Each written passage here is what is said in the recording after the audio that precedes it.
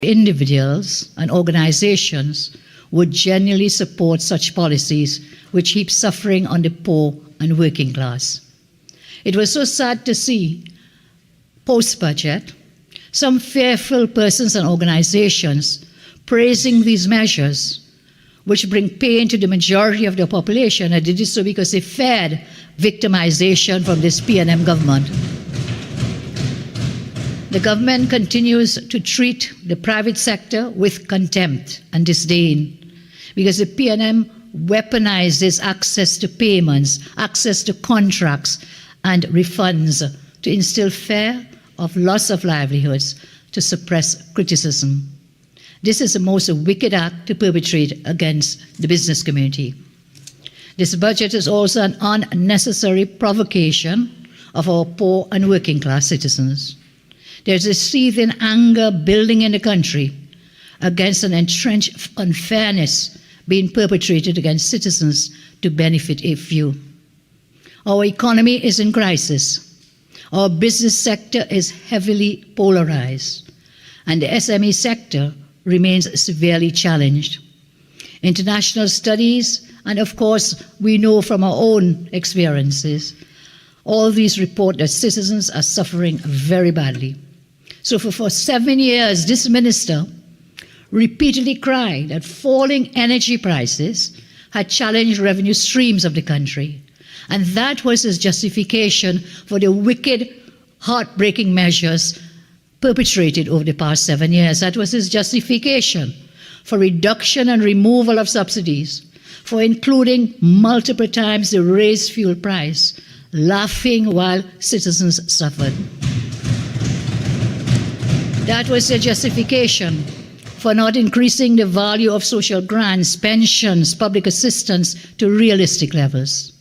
That was their justification for stalling projects in specific areas, such as schools, preschools, highways, university expansion, hospital, bridges, drainage, road repair, police stations, in every area of life. That was their justification for government's inability to conclude negotiations with unions, offering 0% and 1% and 4% salary increases, even as the cost of living continued to rise.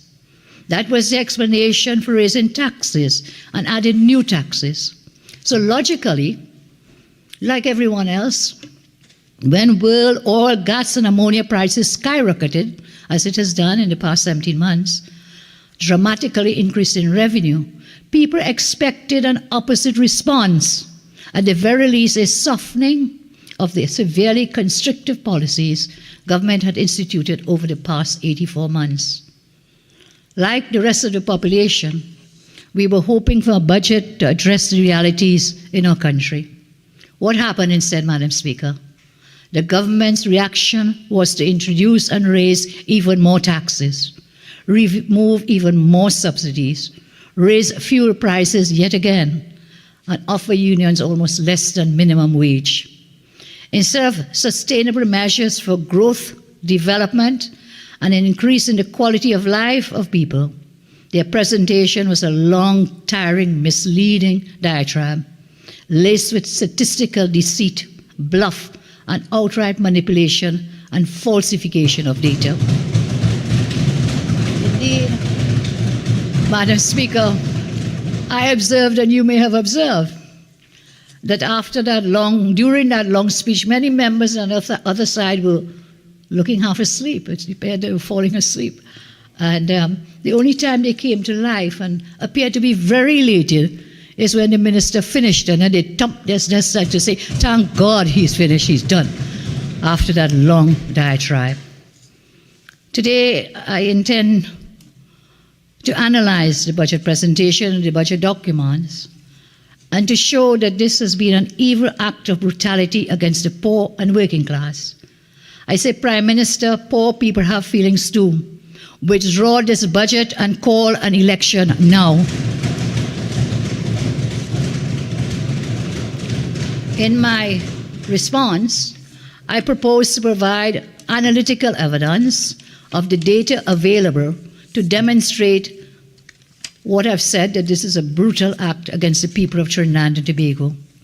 I will do so by firstly looking at a brief overview of the minister's presentation. Then I'll look at the macroeconomic fundamentals and the state of the economy. I'll then look at sectoral details and failed broken promises. I will then look at the ongoing deliberate failure to deliver on promises for 7 consecutive years. I will talk a bit about our track record of unparalleled progressive performance and delivery of goods and services in our term in government. I will also propose some UNC solutions for when we form the next government. I say without doubt, the UNC will indeed form the next government. I turn now to a brief overview of the minister's presentation. Madam Speaker, I will speak at large and in the whole, and my colleagues will develop with respect to the various sectors and present more details. If I take a brief overview of the presentation last Monday, I noted that the minister began by lamenting that on assuming office, he faced challenges ranging from the fall in oil prices, the fiscal concessions my government gave, and the pandemic's effects. The minister, however, did not speak to the fact that unlike most economies in the Caribbean, he inherited from us significant financial buffers, such as foreign reserves of more than US $10 billion, one of the highest in the region. He also inherited as a financial buffer US $5.6 billion in the HSF. While we recognize that COVID affected every economy negatively, the US dollar financial buffers and the low debt to GDP ratio that the minister inherited from us, that is what took us out of the crisis, helped us out. As usual, the minister stated there had been a turnaround in gas production. The minister has been consistently wrong. I think one reporter, Curtis Williams, called him out on it, has been consistently wrong in his projections about gas production. So he talked about a turnaround, giving the impression of full recovery.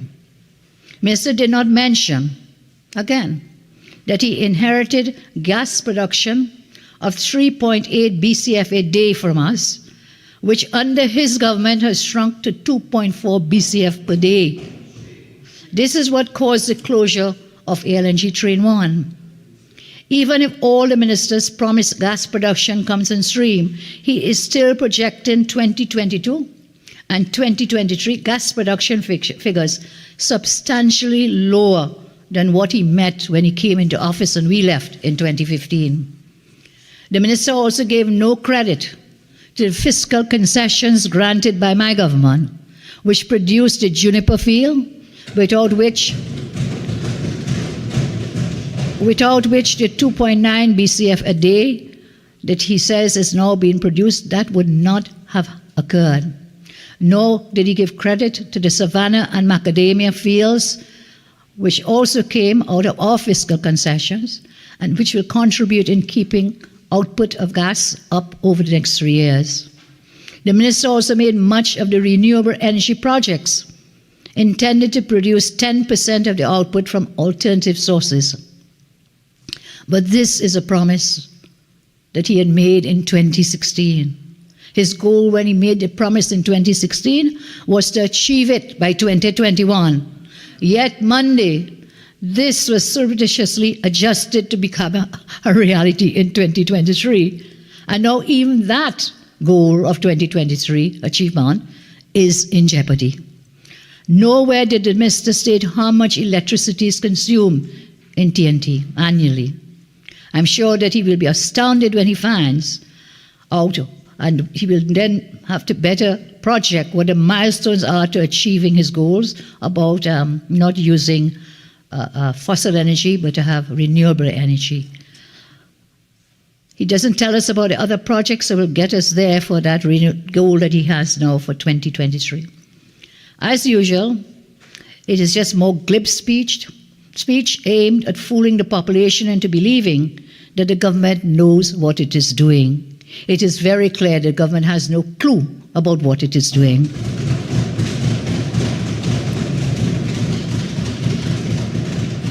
The Peace Day resistance in his opening was the use of nominal GDP to say that the economy's performance, but we were doing well, and to provide guidance on what is happening. It probably does the minister's ego good to say that he has growth again after 6 years of contraction under his stewardship. However, Madam Speaker, it must be noted, no economist, no minister in the world uses nominal data to evaluate performance and determine the economy's way forward. Was the use of this methodology an attempt to mislead the population? The minister concealed that there would be a deficit in 2022, although he tried to justify this by saying that he had transferred monies into the HSF. It is instructive to note that under my government in 2015, which was an election year, the price of oil dropped to an average of $48 per barrel.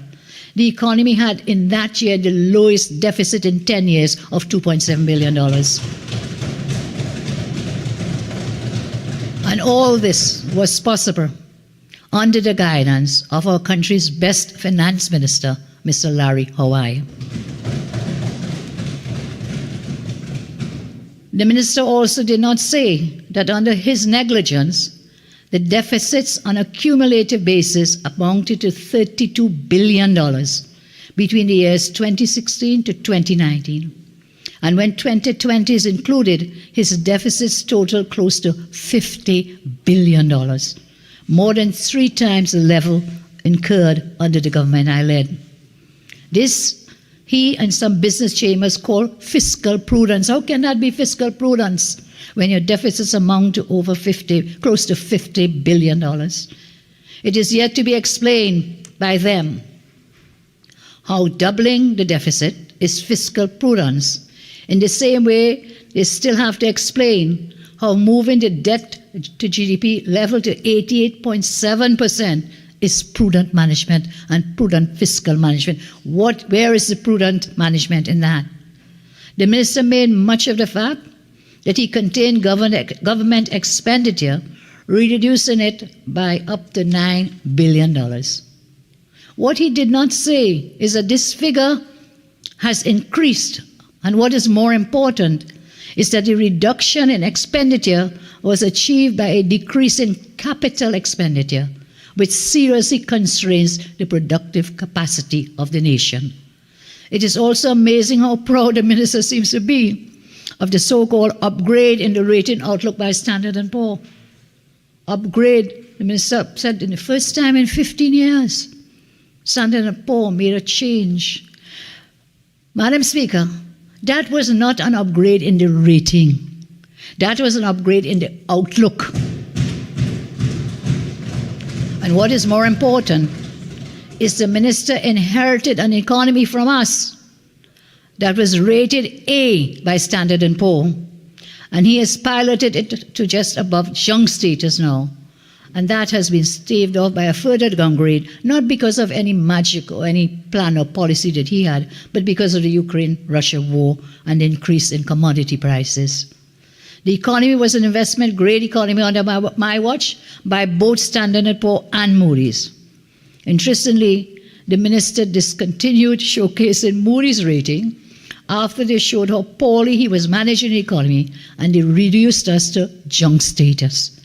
You remember in the past when he was unhappy with the ratings, he said he was going to hire a third rating company. What was it? Fitch. He was going to hire Fitch to do another rating. Whatever became of that, I never heard of that third rating. Maybe the minister will tell us if he got a different grading from Standard & Poor's and from Moody's. The minister continues to lament the cost of the fuel subsidy. That was introduced by a previous P&M administration. But apart from laying the burden on the population, what is his government and what is this minister and his government doing to ease the burden? So you lament each time the subsidy and what a burden it is to the state, and you'll share it with the population and so on. But what are you doing about it? Didn't just happen. This has been going on for years. My government Again, under the guidance of my then Minister of Energy and my then Minister of Finance, we recognized the impact of the cost of the subsidy. And what we did, we began introducing natural gas as a fuel for vehicles. While we acknowledge that the world is going to hybrid and electric vehicles, we have a legacy inventory of over 500,000 vehicles which are petrol-driven and which would benefit from conversion to natural gas. So we recognize that. We saw this as a possible solution to facilitate this conversion, that we realized we would have to have a network of natural gas stations throughout the country. And we set about establishing that. However, another initiative that they killed and did away with, and then now comes to cry about the subsidy without any solution as to how you're going to deal with the high price of natural gas and all fossil fuels in the world economy. I turn now to the state of the economy. Now, this is a very important aspect of any budget presentation. And what I've noticed, Madam Speaker, is that in many instances, the data has been cherry-picked. The data has been falsified to some extent, not necessarily by the minister, and just to try to fool people into thinking, hey, things are great. Remember when the minister told us, I can see clearly now, the minister told us about turnaround, every budget, everything is going great, but yet the economy has contracted every single year under the watch of this minister, every single year. One of the most widely used measures of a country's stability and growth is what is known as GDP, gross domestic product. That is the value of goods and services corrected for price increases caused by inflation. When there is economic growth, then your GDP, real GDP, increases. GDP, as I mentioned about nominal before, you can report it in the nominal dollar value of all goods and services. However, nominal GDP is misleading because output value can increase only because prices have increased as opposed to increased production of goods and services. That is why I said nobody uses nominal GDP. The international standard to measure economic growth is real GDP. I believe any attempt to use nominal GDP to compare over the years to claim economic growth is either based on intellectual dishonesty, statistical fraud, or academic professional incompetence. Member for Superior. Yes, ma'am. Some of those words are, in my view, imputing improper motive. So I'll ask you to withdraw those words and find another way to put over what you wish. Madam, I am guided. I'm not saying the minister has done this. I am saying in my respectful view, if this has been done, that is how I view it in my view. I have not said that the minister is guilty of any of this. I have ruled, I've asked you to withdraw it and find another way to say it. Certainly. I hope this doesn't continue for the rest of the morning. So what did the minister do?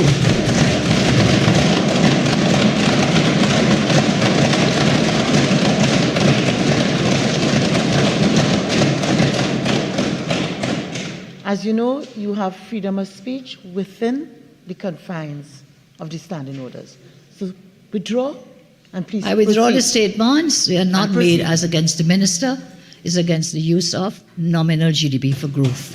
I withdraw the statements. In April 2022, the minister used nominal GDP to boast that all sectors grew in 2021. At that time, the minister had data until the end of that 2021 year, and therefore he knew the truth based on the data. But having announced in his 2021 budget statement that the economy would return to sustainable growth that year, the minister used the nominal data, which, as I said, is misleading to be used. Let me share the truth in terms of GDP, which is not being disclosed to the population. Information I downloaded yesterday from the CSO website clearly shows that real GDP had fallen by $37.5 billion between when this government took office and 2021, fallen by $37.5 billion. The last full year that the CSO has data for is 2021. The data also shows that the minister was wrong in claiming that GDP grew in 2021. May I remind Madam Speaker that in calendar 2014, the last full year under my government, our country produced $187.1 billion in GDP, one of the highest in our nation's history. By 2020, real GDP had dropped to $151.1 billion, and in 2021, the CSO stats clearly stated GDP had fallen yet again by another $1.55 billion. Now, I have searched, Madam, to determine where the minister got the figure from and realized that that was his own figure, since the CSO only has reference to the first quarter of 2022, which showed a continued contraction of GDP. I will ask the minister to tell us that the figure quoted, if he'll give us a source of that data.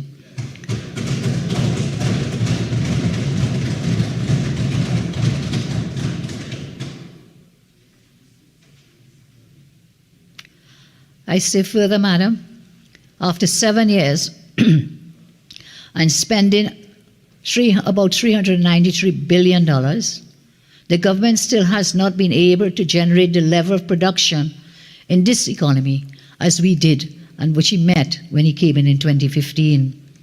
7 years later, he is still billions away from what he had at the start, and that, in my respectful view, indicates failure on the part of this government.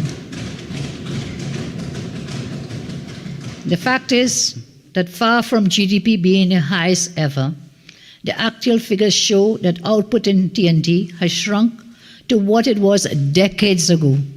Under this minister and this government, the country's production of goods and services has collapsed.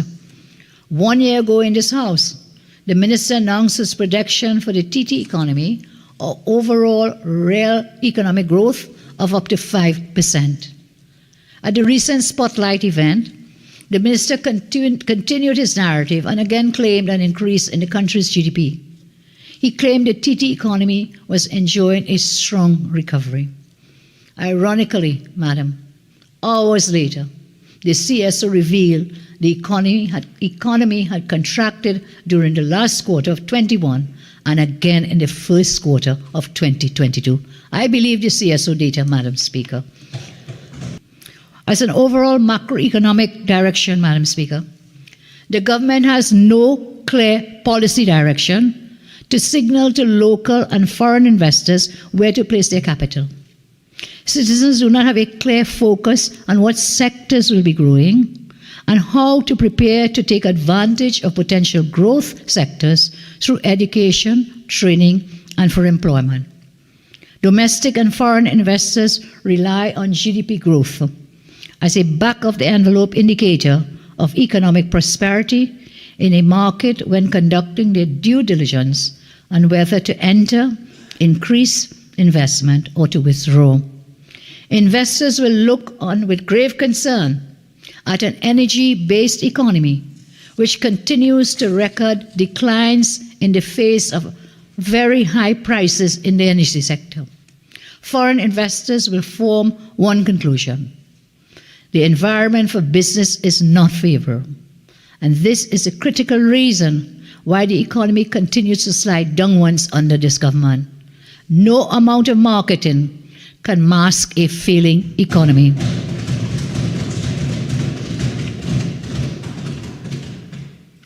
Worse, the fact that the government continues to misrepresent the facts will not instill confidence in the domestic or foreign investors.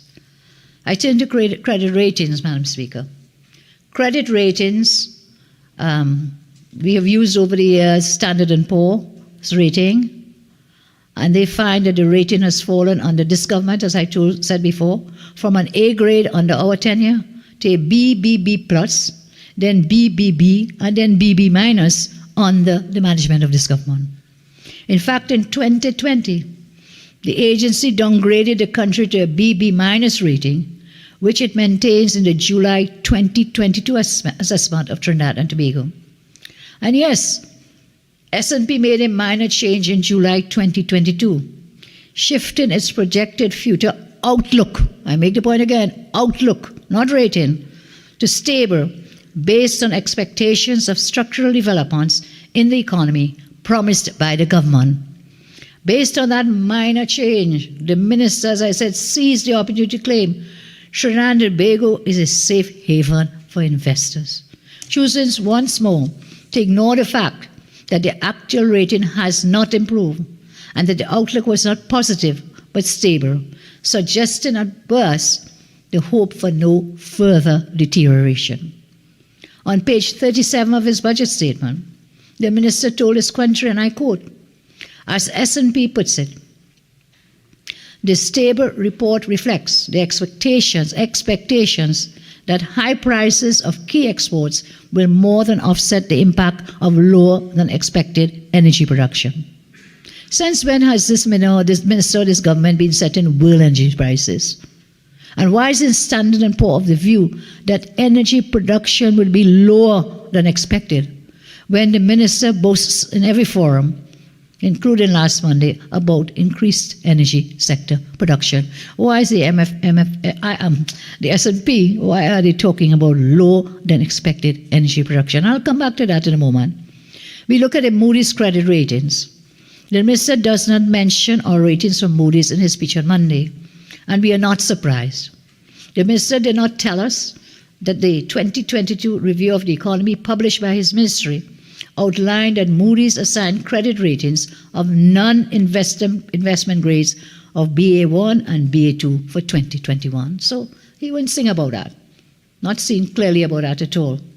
In 2022, Moody's ratings have been rebased to a 21 base year, and as expected are unlikely to change substantially since it will be influenced by what is known to be temporary windfall in earnings generated by external market forces.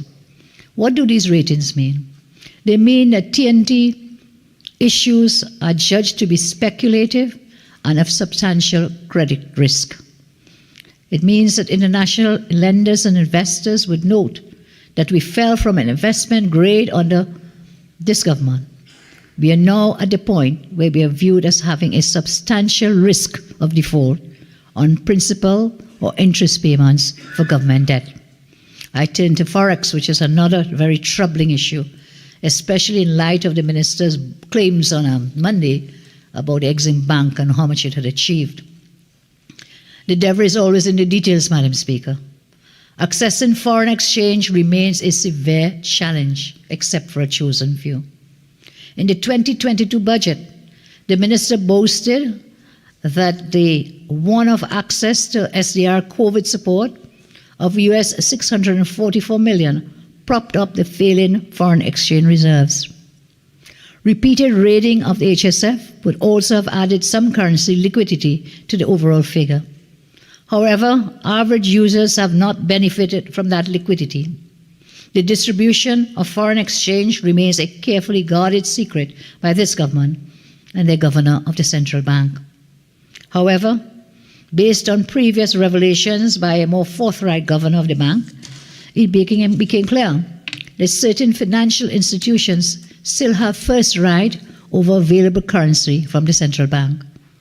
These institutions are part of conglomerates earning foreign exchange through trade, forward and backward linkages, and subsidiaries. The central bank has been pumping an average of US $100 million into the domestic economy every month for the last 2 years. And this, the minister tells, he claims, that 114 SMEs out of a total of 136 companies have been able to access US $395 million in 2022. With the greatest of respect, Minister, that figure tells us nothing. Tell us how much of that 395 actually went to these SMEs, because it is likely that the 24 large companies out of that group you talk of consumed the lion's share. So it is enough to call the numbers, but to disaggregate according to the quantum that each received. Who are these large manufacturers? What business are they involved in? Are they importing raw materials like pasta and ketchup? I asked a question. In this very next sentence, Minister told us that 87 importers got US $488 million. To do what? To supply the nation with food, to supply the nation with pharmaceuticals, to supply the nation with sanitary products, PPE, and what the minister termed other essential supplies. I asked the minister to tell the country whether any of these companies, whether a subsidiary or parent, are part of the same conglomerates receiving foreign exchange under the other head, under both heads therefore. Tell us whether these large companies are also part of the banking sector and have access to foreign exchange there as well. I am asking for a friend because we all know that the mega company in charge of the pharmaceutical sector in this country is owned by a close associate of the PNM and a friend of the big man himself. And this company is also a manufacturer of food products. So on the one hand, you have the manufacturing sector receiving. On the other hand, you're receiving because you're importing. Now, when the Exim Bank was set up, and I checked it on the website just last night, when the Exim Bank was set up, and up to this last night, it says its purpose is to deal with foreign exchange for exports. So now its mandate has changed because now you're giving foreign exchange for exports, but also for imports. And therefore, we need to know the breakdown and the companies involved. I challenge you, Minister, if there is nothing to hide, provide a comprehensive list of the companies who have been in receipt of the $883 US million. This, when a friend recently told me his mother was going abroad and went to the bank and he asked, can I get $500 US? My mom is going for some medical attention. And it took a week and they gave him $100 US. The poor have feelings too, you know. Come down from there. The poor have feelings too. It is important to note that in 2015, the total US dollar equivalent of foreign currency sold to the public by all authorized dealers was $7.4 billion. And despite that, even though we sold $7.4 billion, we had the foreign reserves of US $10.5 billion. Under this finance minister, currency sales, foreign currency sales to the public dropped to US dollar equivalent of $4.97 billion as of 2021. So we sold $7.4 billion. They have sold $4.97 billion. I found something strange, and perhaps the minister can tell us why this is happening. That while sales of many of the traditional currencies, Canadian, Japanese, Euro, etc., decreased, the sales of Jamaican dollars more than doubled over the period. I can't say why. I come back to saying that access to foreign exchange is a critical consideration for any foreign investor, essentially for repatriation of funds. The reduction in sales is not because of low demand. The reduction in the forex sales is not because there's low demand. The media is replete with stories about businesses, especially small traders, seeking but unable to get foreign exchange. One group, LJ Williams Limited, has been so severely affected by the shortage of foreign exchange, they have been forced to reconsider investments in Trinidad. In the financial report for the period ending December 31st, 2021, they stated, and I quote, "The continued shortage of foreign exchange restricts our growth and has resulted in reconsidering investments in Trinidad for the time being."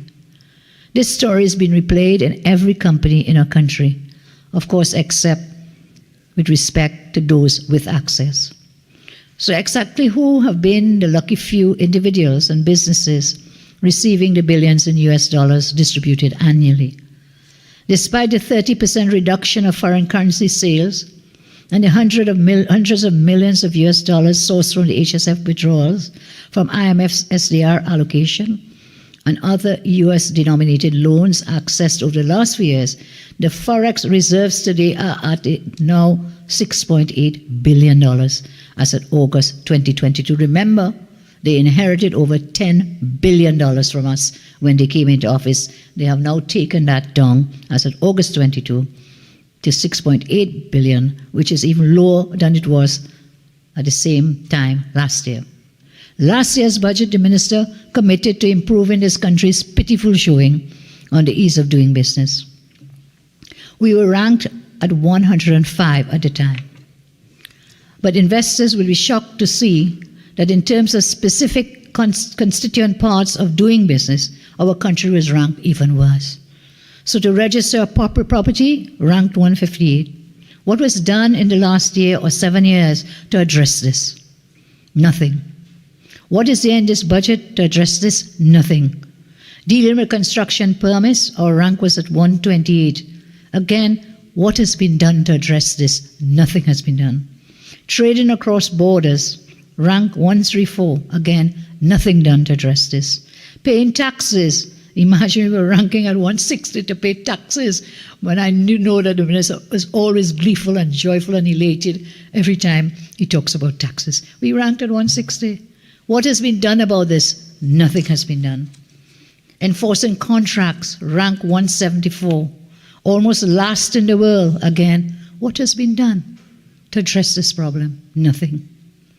Only very confused and incompetent persons would believe government made any improvement to the ease of doing business. This rating was discontinued last year, but we didn't need a rating to tell us the horrendous conditions for doing business in the country. 1 year ago, the minister conceded that there was a critical need to take urgent steps to improve the ease of doing business. Once again, on Monday, the minister advised the nation government was putting high priority on improving the ease of doing business. Incredibly, whilst the government is saying through its minister high priority on the ease of doing business, the minister announced 2 initiatives to help with the ease of doing business. One, a website to give online advice on the regulations for starting or expanding a business. The other was to upgrade the single electronic window. That was established years ago, upgraded multiple times, and repeats of being upgraded. This was to facilitate payments for services already administered on the same platform. So there is no real attempt to fix the problems when it comes to ease of doing business.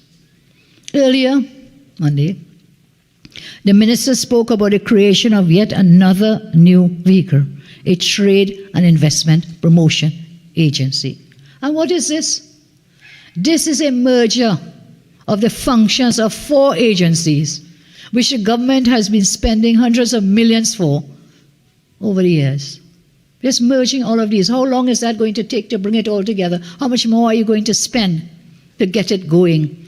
So the minister boasted now about 78 lots and 5 factory shells to be ready for occupation in January at the Phoenix Park Industrial Estate.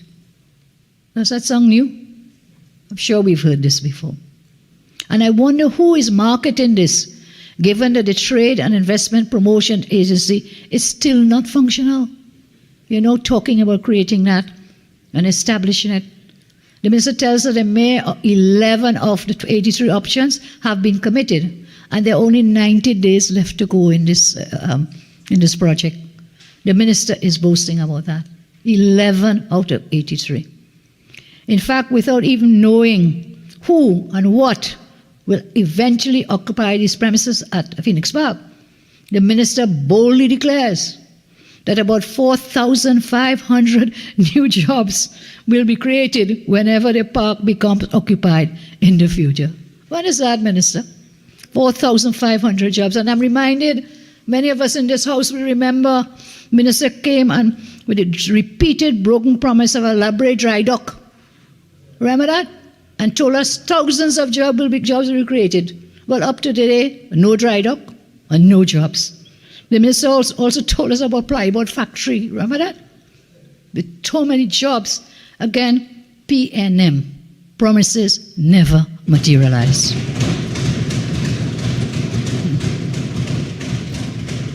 I turn now to look at public sector debt. And this is a very troubling issue. the escalation in the national debt. And that national debt is not the ministers and the government. No. That debt is to be paid by taxpayers of this country. On Monday, the minister finally recognized, but he dismissed the public concern about the level of government debt and our fear of the country's rapid descent into the debt trap. The minister advised the country, and I quote, "Based on the current borrowing and repayment schedule, we expect no significant increase in our total government debt in the 12 months between December 2021 and December 2022. Despite these bold utterances, I note the minister chose not to tell the population that he had in fact borrowed $7.3 billion in fiscal 2022. $7.3 billion. Those books, the devil is in the details in those yellow books. And when you look at the estimates of revenue, I think it is either at page 10, Roman 10, or in that yellow book, borrowed $7.3 billion in fiscal 22. And guess what? Minister plans to borrow another $8.2 billion. $8.2 billion in fiscal 2023 to fund expenditure. Question: when exactly did this borrowing take place? In 2021 and 22. When did this take place? Curiously, I also noted the revised figure for total financing needed in fiscal 22 to fund the deficit was $2.43 billion. Listen carefully. I noted the revised figure for financing the deficit for 2022 to fund the deficit was $2.433. My question then, why did the minister borrow $7.33 billion in fiscal 2022, which is $4.9 billion more than his financing needs? Why? Why did you borrow $4.9 billion more? Where has this money gone? Where has this money gone? This is a very serious issue. You borrow for financing of your deficits and so on. In your revised figure for financing needed for 22 was $2.433 billion. Why then did you borrow $7.33 billion in fiscal 22? You see, it is not enough to come to the parliament and boast that total debt is unlikely to change during the calendar year.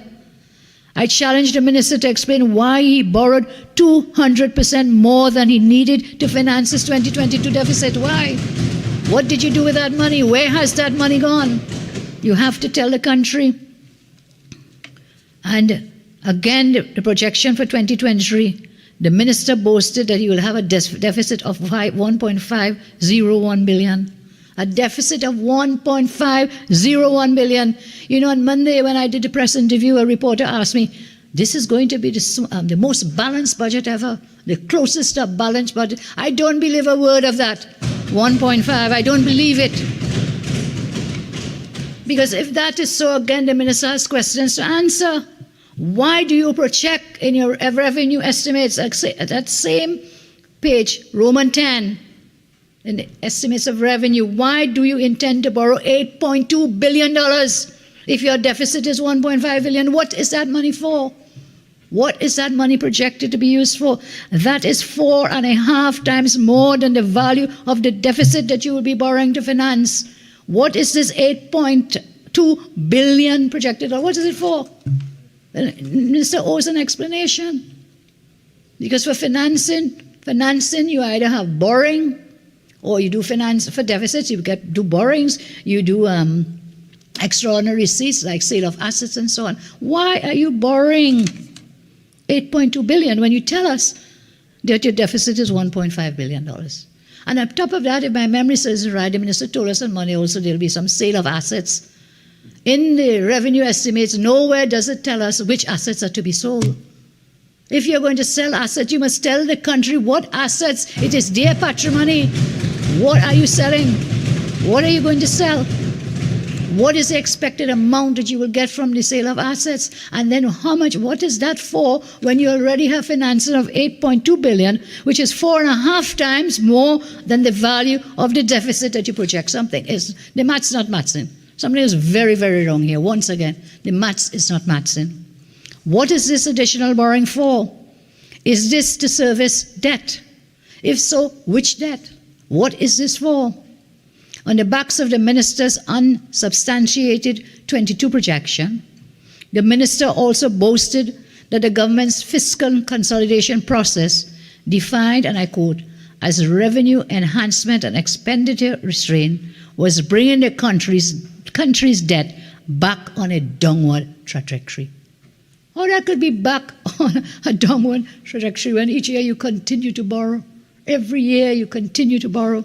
In 7 years, let me tell you, Madam Speaker, the minister raised our net public debt by 50% over what he found in 2015. 50%! But he's saying we are on a downward trajectory. The minister obviously has a different concept or understanding of what is downward and what is upward. Downward trajectory. Frankly, the minister could come here and talk all he wants about the debt to GDP ratio dropping. The fact is that the public sector debt increased every single year since they assumed office by billions of dollars. Every single year. And this is in spite of raids on the HSF, in spite of withdrawal from the NIF, which totaled 21 billion, to fund expenditure which otherwise you would have had to finance through borrowings. So I mentioned, sometimes you have to wonder, people tell me what's sprung us, and you really have to wonder what's going on. So you're borrowing to finance. You're drawing down on the HSF. You're drawing down from the NIF. You're selling assets. And yet, the money is never enough. You're still with a deficit. The debt continues to rise. Although the country has already paid over $62 billion in debt servicing over the last 7 years. That's taxpayers' money, $62 billion in debt servicing over the last 7 years, because they are borrowing more than they are paying back yearly. As the debt burden rises, they are effectively borrowing to pay debt. That is what it means. They are borrowing to pay debt, which you'll have to borrow again to pay for, and it will continue in a vicious cycle. I'm reminded of a book, The Children of Sisyphus, that they will be pushing a boulder up a hill, and as soon as it reaches a little way, it just rolls back down again. That is what is happening under this government. The 2023 estimates of expenditure place charges on account of public debt, that is debt servicing, at $9.62 billion for 2022. Debt servicing, not paying the debt, just a service, 9.6 billion. Do you know what is the estimate for the 2023 for debt servicing? $15.075 billion. So where's the downward trajectory? Where is all this taxpayers' dollars going? Because you just borrow, and spend. You have no clear plan, no policies for growth, for sustainable development, for the creation of jobs. All you do is borrow, tax, and spend with not a care in the world. And so you have pushed our country into debt trap. Instead of frontally admitting the truth, the minister keeps spending money that is not his, putting generations of citizens into debt. That is the state of the debt packet under this government. I look at the HSF. Minister boasted he put a deposit. Well, that's the first time they ever put a deposit. But let me tell you what the details are. During the time when they were recklessly indebting our country, they were also drawing down on our ability to repay those debts using our savings.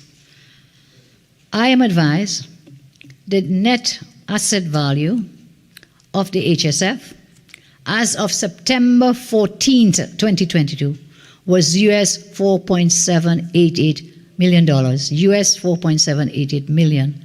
In September 2015, the value of our savings in the HSF was $5.65 billion, 55. So under us, $6.55 billion. US million. Under this government, 4.788.2 million. Over the last 7 years, the fund has generated a solid stream of income. If left alone, it would have been valued at more than US $8 billion. $8 billion. Lending strength to our national savings and international foreign exchange buffers. Instead, the government changed the legislation. Remember, they came to this parliament and changed the legislation. They mismanaged the economy. They facilitated the extraction of US $2.5 billion from the savings in the HSF, almost half the optimal value of the HSF in just 7 years. Took out almost half out of the HSF. That works out to 17 billion TT dollars withdrawn in 7 years. That was money working for citizens by generating millions in interest and dividends annually to add to the total annual value, total value of our savings. So let me put this in perspective too. Last Monday, the minister gleefully boasted, after 7 years of withdrawing, they finally deposited US $163 million into HSF. Do you know what that works out to be, Madam Speaker? That works out to the government having deposited in the HSF a paltry 6.5% of what they had withdrawn from the HSF over their term, their 7 years. 6% of what you had in total withdrawn. I make it very clear, during my tenure, in an era of falling prices, recognizing the need for intergenerational savings, my government had deposited US $1.2 billion.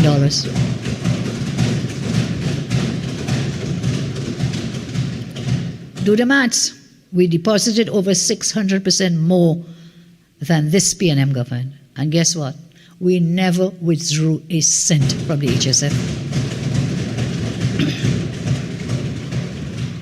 What does all of this mean? At the end of the day, it's about job creation, it's about joblessness. I turn now to the issue of unemployment. There remains a significant query about actual employment and underemployment in TNT. Based on NIB reports submitted in Parliament, some 113,000 persons with jobs contributing to the NIB in 2015 were no longer contributing in 2020. What does it mean? Does it mean they no longer have a job? Does it mean they died? What does it mean? 113,000 under my watch who were making contributions to the national insurance come 2020 no longer making contributions. This implies that 113,000 persons were added to the unemployment pool, although this was never reflected in CSO employment data, which reported low unemployment levels. Interestingly, the NIB in 2021 changed the method of calculating the total insured contributors. And this is very suspicious, madam. The net result when they changed the method was that the figures are showing from 2015 to 21, 70,760 had lost jobs, no longer insured contributions. And this raises suspicions. There would be persons who would have dropped out because of death, etc., but new contributors would have also balanced this out. But here we are. If we accept the NIB narrative, and let us not forget the chairman of the NIB is, in our view, illegally handpicked and appointed by this government.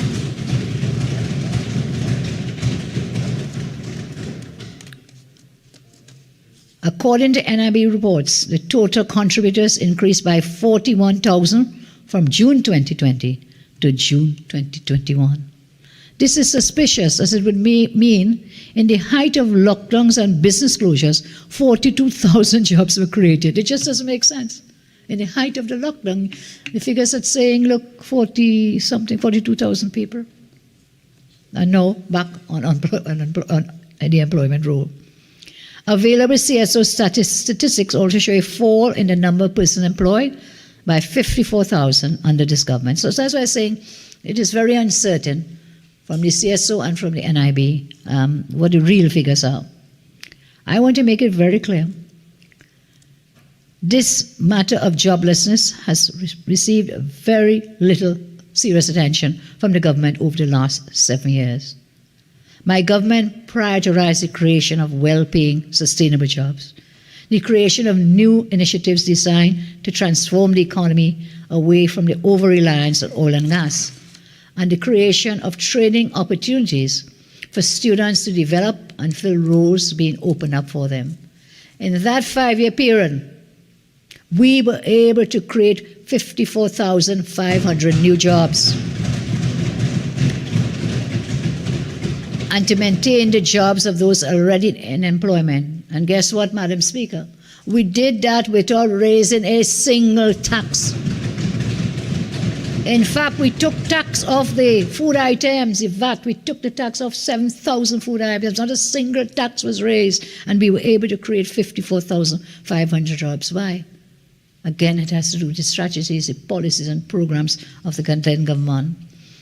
It was based on a clear understanding that our citizens want opportunities to earn their livelihoods. They want to work for a living. They want to make a fair income for their work. But this government does not understand that.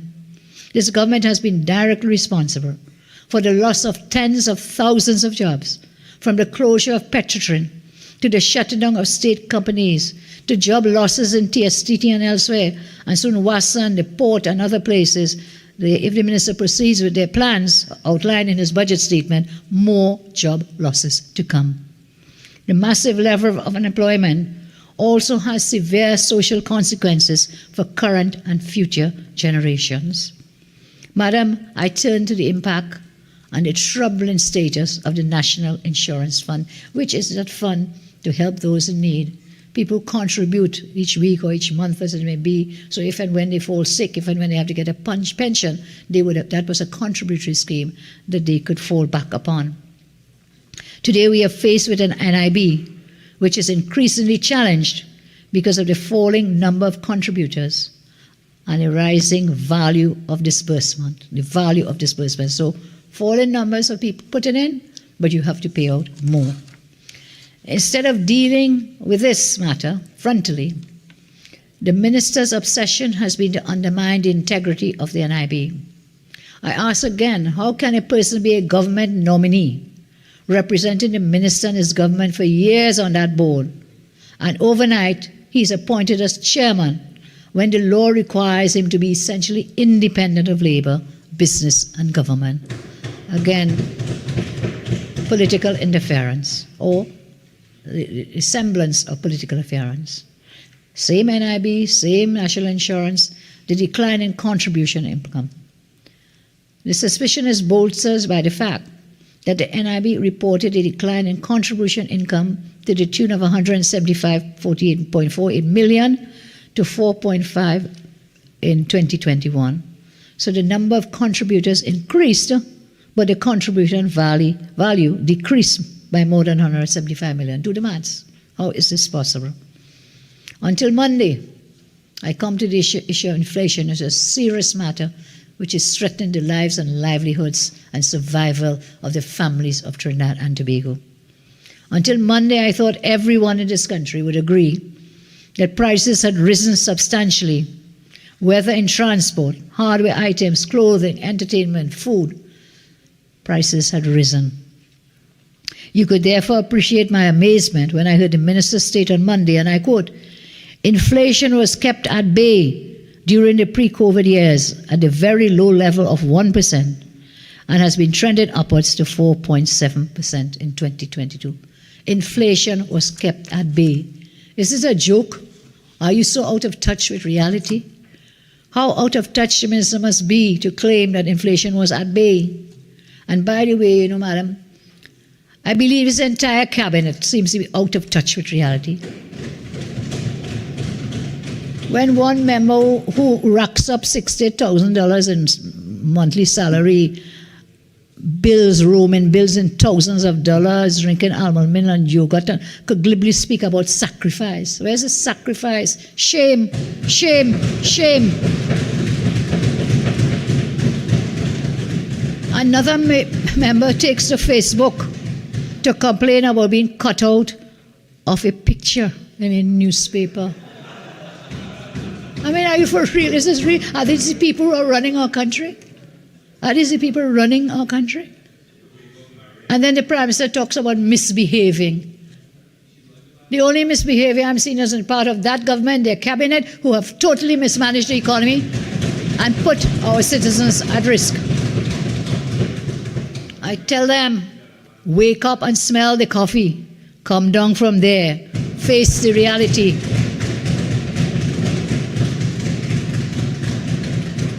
And what is that reality, Madam Speaker? If you do shopping for yourself, sometimes you would have seen it yourself.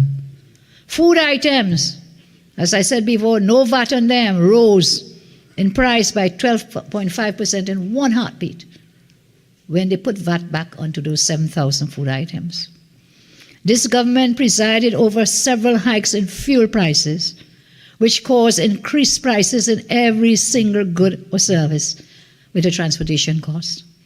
The cost of manufactured products increased due to increased fees, due to runaway crime, higher costs of imported products, higher duties, and so on. And Mr. Sen, his clueless government, must be the only persons who don't know this. Maybe they don't go shopping for things in the market and in the grocery. They just don't know. I looked at the components of a typical basket of goods used in many homes in this country. I compared the prices of those products in September 2015, which is when I was last there, and September 2022, which is now, or just before. Well, yeah, today is the last day of September. And what I found is that some food items had increased by as much as 90% over the last 7 years. Many of you housewives will tell you, people will tell you, some had increased by over 90%. An economy pack of chicken increased from $33.98 in 2015 now to $44.56, an increase of 31%. If you had a baby, you had to buy infant formula. One of the cheaper brands was priced at $165.41 for a 900-gram package. Now, that has jumped to $223.21 this month, an overall price hike of 34 cents. The price of a 2-kilogram package of rice increased by 48% from 2015 under my watch at $18.21. You know what it is now, madam? $27.02. $27.02. The price of a 2-kilogram pack of flour increased by 50% over the 7 years, from $13.44 to $20.16. Smoked herring with bone raised by 57%. A container of table margarine increased by 90%. Bread, biscuits, soap, salt, onion, garlic, macaroni, all increased in price over the last 7 years. And the minister says they kept inflation at bay. The prices of fresh fruit, vegetables, meat, fish have also skyrocketed. The escalation in inflation and the effect on all goods and services produced is even more critical because the government has refused to settle wage negotiations. So the net effect is what? Salaries of employed persons' wages have been devalued because your purchasing power of your dollar has deteriorated. Your wages have deteriorated because of this inflation. For pensioners, those on grants, this is especially difficult and will have resulted in a substantial fall in the standard of living of the working class, the underemployed, and the unemployed. And we'll come to in a moment, madam, the little handouts the minister says he's going to give to help the poor and the people on social grants and so on. I'll come to that in a moment. So it is evident that this government believes its own narrative that the price impact of its policies has been low. This is why they have taken absolutely no action in any way in this budget, including this budget, to deal with the increasing financial burdens that they are placing on the backs of our citizens. Remember the poor. The poor have feelings too. And all of this review of the economy, the state of the economy under this government, can be compared, really starkly compared, to the state of the economy under the government I led. In our 5 years in government, we invested in people, projects, and we could show development in every sector. I ask today, given the state of the economy, which I said you've placed the economy on a deathbed, it's not just unhealthy, it's on a deathbed. What are the measures in this budget to transform and revitalize the economy? Where are the measures for dealing with increased prices, especially food prices? The economy under the UNC-led government moved from minus 4.4% in 2009 to recovery and growth by early 2021. We left the highest levels of foreign reserves ever, US $10.46 billion, with 11 months import cover. We left sizable sums in the HSF, which I mentioned before. And as we're on that HSF, the minister on Monday boasted about putting money into the HSF. But what the minister did not tell us what is the NAV, what is the net asset value of that HSF today. I quoted a number that I was advised it was at a certain level, which means that it plummeted from where it was in 2015. I think the minister must tell the country what is the net asset value of that HSF today and why it has plummeted. There was a report recently that was down by $1.84 billion. Minister, you owe the country a duty to be honest and tell the country what is the NAV in the HSF today. And yes, I think it's only when MP Charles sent a pre-action letter, the minister hastened to come to Parliament to tell us that he had deposited money, but the minister still has not told us what is the net asset value in that HSF. So is that another breach of the law? Are you not supposed to lay a report in Parliament? And would you want us to send another pre-action letter before you do so? I go back, we had a low debt to GDP of 45%. In our 5 years in office, we tripled foreign direct investment in TNT. It was at 500 million when we went into office, and over time increased to 1.5 billion dollars. Since then, under this government, there has been no FDI. Instead, there's outflows, not inflow of FDI, no foreign direct investment coming in, but going out. That's where this incompetent government has taken us. That helped us to we worked to diversify the economy. We grew non-energy real GDP by $6.45 billion or 12%. And that also helped us to shield us from the energy price shocks, the energy price fluctuations. We raised the minimum wage not once, we raised it twice, from $9 to $12.50, and then to $15. And as I said before, we created over 54,000 jobs. We brought the unemployment rate from the 10% we had met down to 3%. That was the work we did. Today I say, without fear of contradiction, we built the economy, we improved the quality of life of our citizens, and we will do that again when we form the next government.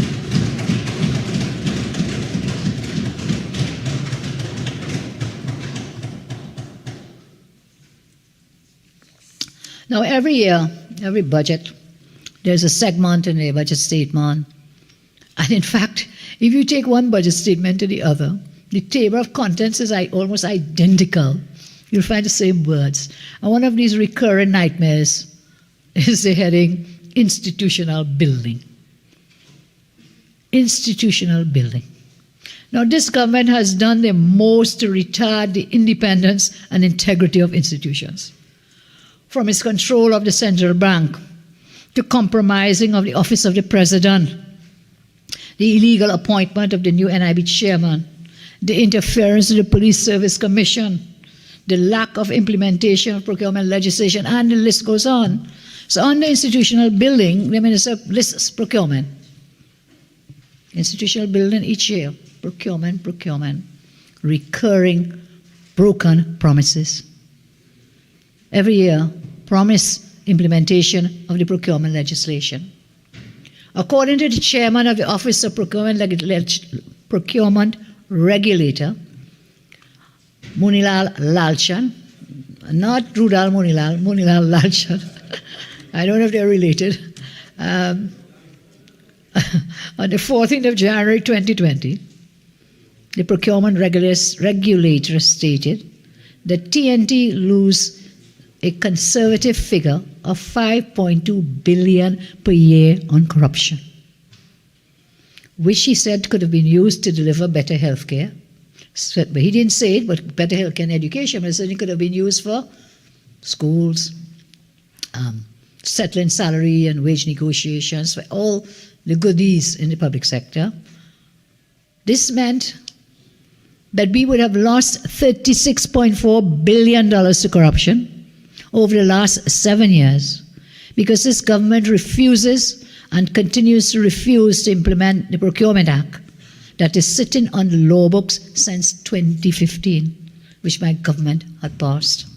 But we should have known, because when we brought that bill to Parliament in our time in office, they walked out the JSC. They didn't want to participate in the JSC and so on. So they were never in favor of procurement legislation. It's clear they are still not, because 7 years later, they have failed to proclaim that piece of legislation, and the amounts of monies lost to corruption. Every dollar lost to corruption is a dollar that could feed a child, a dollar could buy textbooks, a dollar could buy laptops. But no, they do not want to do it. So, procurement on the institutional building. As I said, this government has no interest in building independent institutions with integrity. Another repeating promise under building institutions is the National Statistical Institute. This non-performing government keeps making this promise year after year, and this year was no different. In fact, the minister did speak about this one on Monday in his statement. Like a broken record, minister comes year after year, he promises the government will implement the National Statistical Institute since 2016, and again repeated in 2023 budget. I want to spend a little time now, Madam, because the minister talked a lot about the fiscal measures in his budget presentation. I would like to spend a few minutes on those, because at first glance they appear to be very good things, and yes, in some instances they are, but again, the devil is in the details.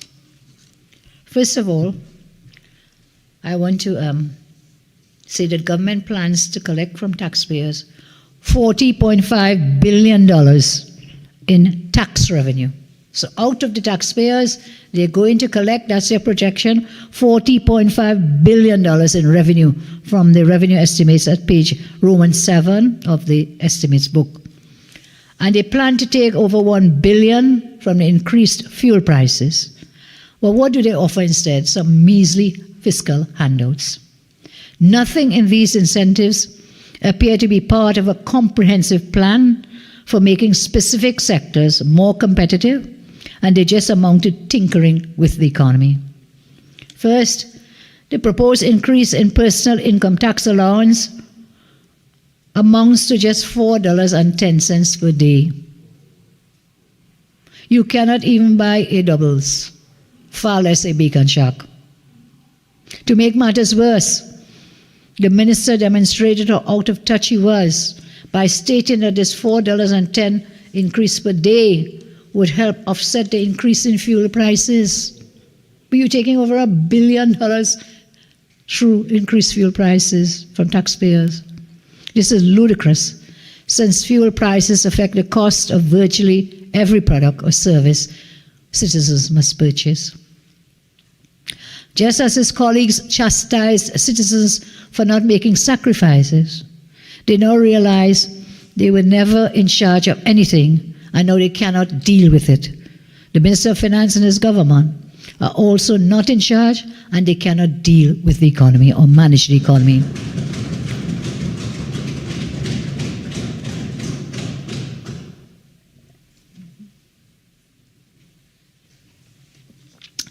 Another fiscal measure the minister mentioned was the increase in the VAT threshold. And this has a negative effect on businesses who wish to participate in the VAT regime. Instead, the government should have provided enhanced technical support to enable companies to comply and participate in the scheme. This increase in the VAT threshold has two knock-on effects. It is an insignificant measure, given that companies earning just under $42,000 per month must participate. So this has been increased to a minimum of $50,000 per month. What it means is that companies who will no longer be able to get VAT refunds because they're no longer meeting the threshold will not be able to claim back VAT. So again, the smaller companies are going to suffer.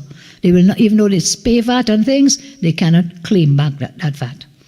The renewable energy rebate is aimed at the larger commercial farms, not small farmers.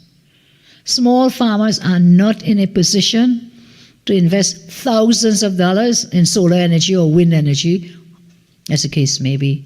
And this is what the renewable energy rebate is for. Farmers are saying you can now apply for a rebate, not for money, for a rebate to build solar plants, wind plants, and so on. They are not good, they can barely make ends meet.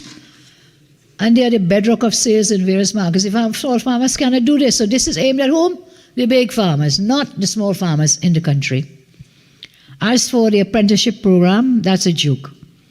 The existing on-the-job training program offers the same service to an even wider group of participants between the ages of 16 to 35.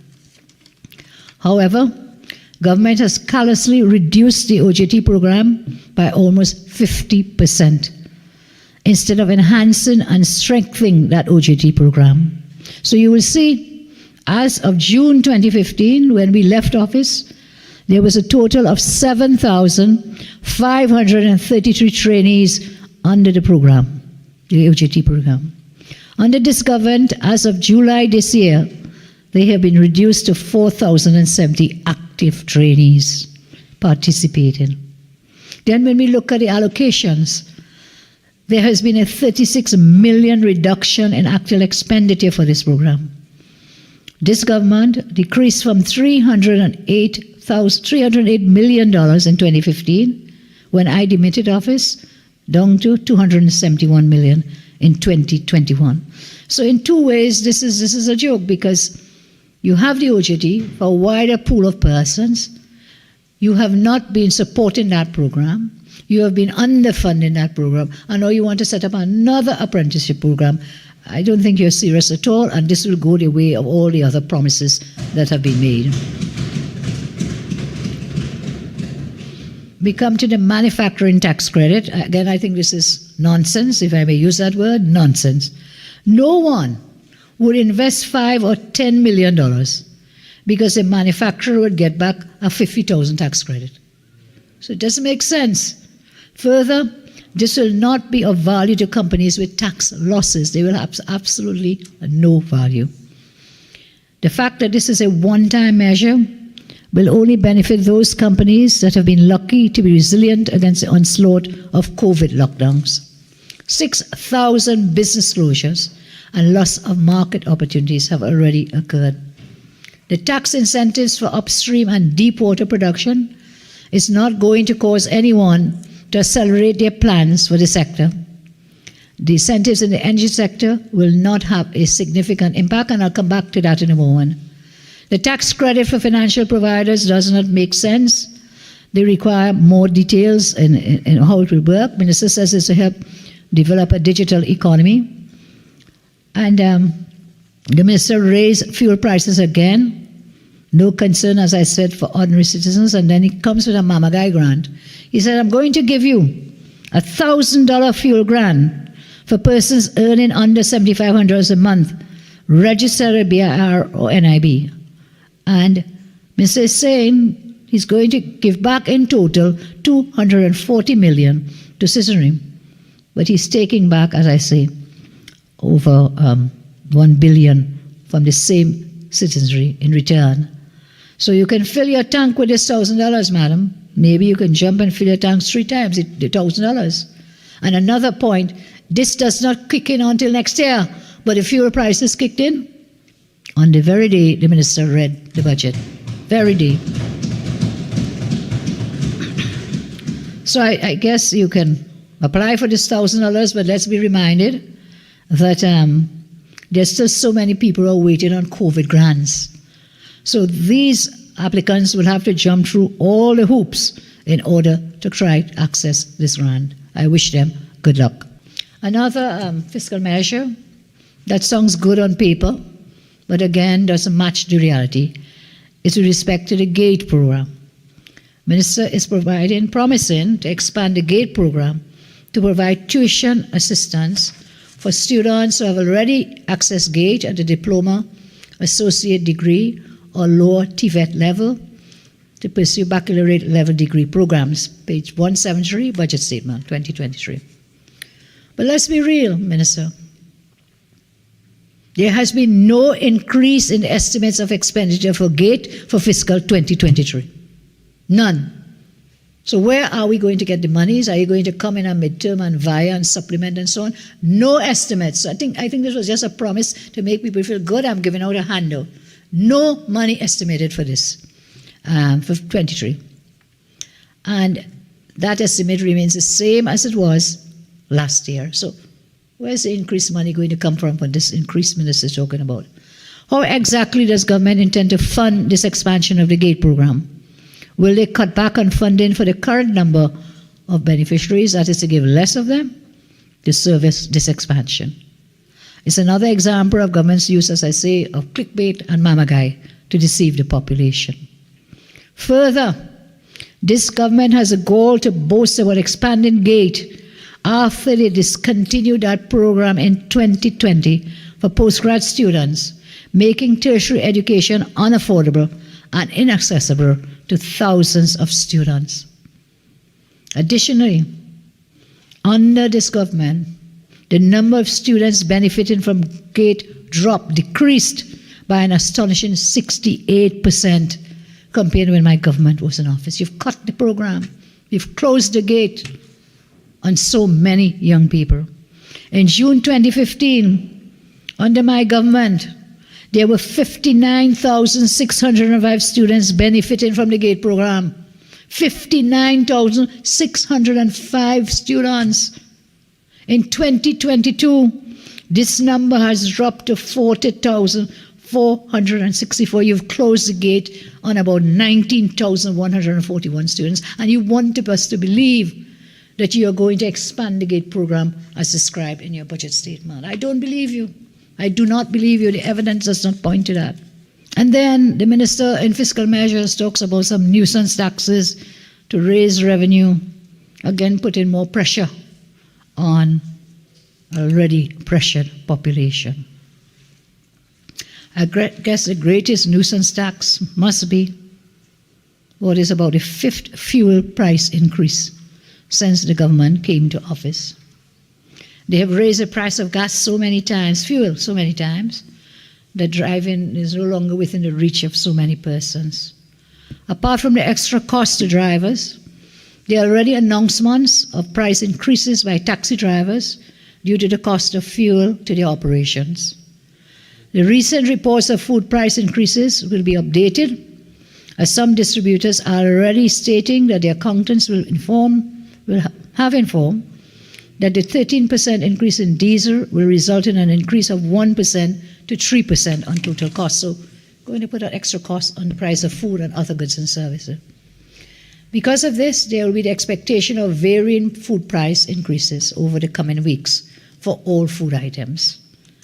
The impact of a further 1% to 3% price increase for food means that a family who would have paid between $1,000 to $2,000 per month in groceries can now expect an increase in costs ranging from $10 to $20 on the low end and $30 to $60 on the upper end, all because of the fuel price increase. This doesn't take into account other things like property taxes and so on. The fuel price increase also hurts our fishermen. Fishermen in Cedros and Otaheite Bay say the recent price hike in gas, diesel, and kerosene will put many of them out of jobs. At Fullerton Beach in Cedros on Wednesday, fisherman Rakesh Ramdas said, fisherfolk were shocked there had been another fuel hike so soon after the last one. He added that fisherfolk may have no choice but to moor their boats and find alternative arrangements. At Otaheite, fishermen also expressed despair and hopelessness. Ramcharan Partap said after the government increased the fuel prices earlier this year, fisherfolk tried to cope by purchasing kerosene engines, which were cheaper to fill. But now, with kerosene also increasing by $1, Partap says they may soon be unable to go fishing. He said fishermen from Cedros and Moruga were facing an even more difficult time, particularly those with gasoline engines. So these incentives, in my respectful view, are a continuation of the mamagai. They can't help themselves, they're just tinkering with no clear thinking or vision and understanding of what needs to be done. These unnecessary fuel price hikes will bring immense pain and suffering to already burdened citizens. The cost to fill up your tank, though. I am told that for a 40-liter sedan, for example, like a Tida, using super, this year alone rose from $199 to now $279, an increase of $80 each fill-up. Diesel for 60 liters from $204 to $265, an increase of $61 each fill-up.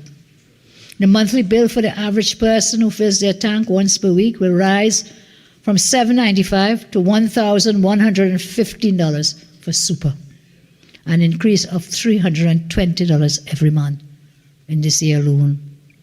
For diesel, it will increase from $818 per month to $1,058 per month, an increase of $240 every month this year. Now we must remember that for drivers using super gas in 2015, their monthly bill would have been $432. Now they're being asked to pay 120% more, or $683 every month. This will bring really severe suffering on an already suffering population. The government must reverse this measure with immediate effect. We call on the government to reverse the fuel price hike with immediate effect. And as we talk about that fuel price and the subsidy, I will now turn, Madam, to some of the sectoral areas. As I say, my colleagues will develop more on those areas. I turn to the energy sector.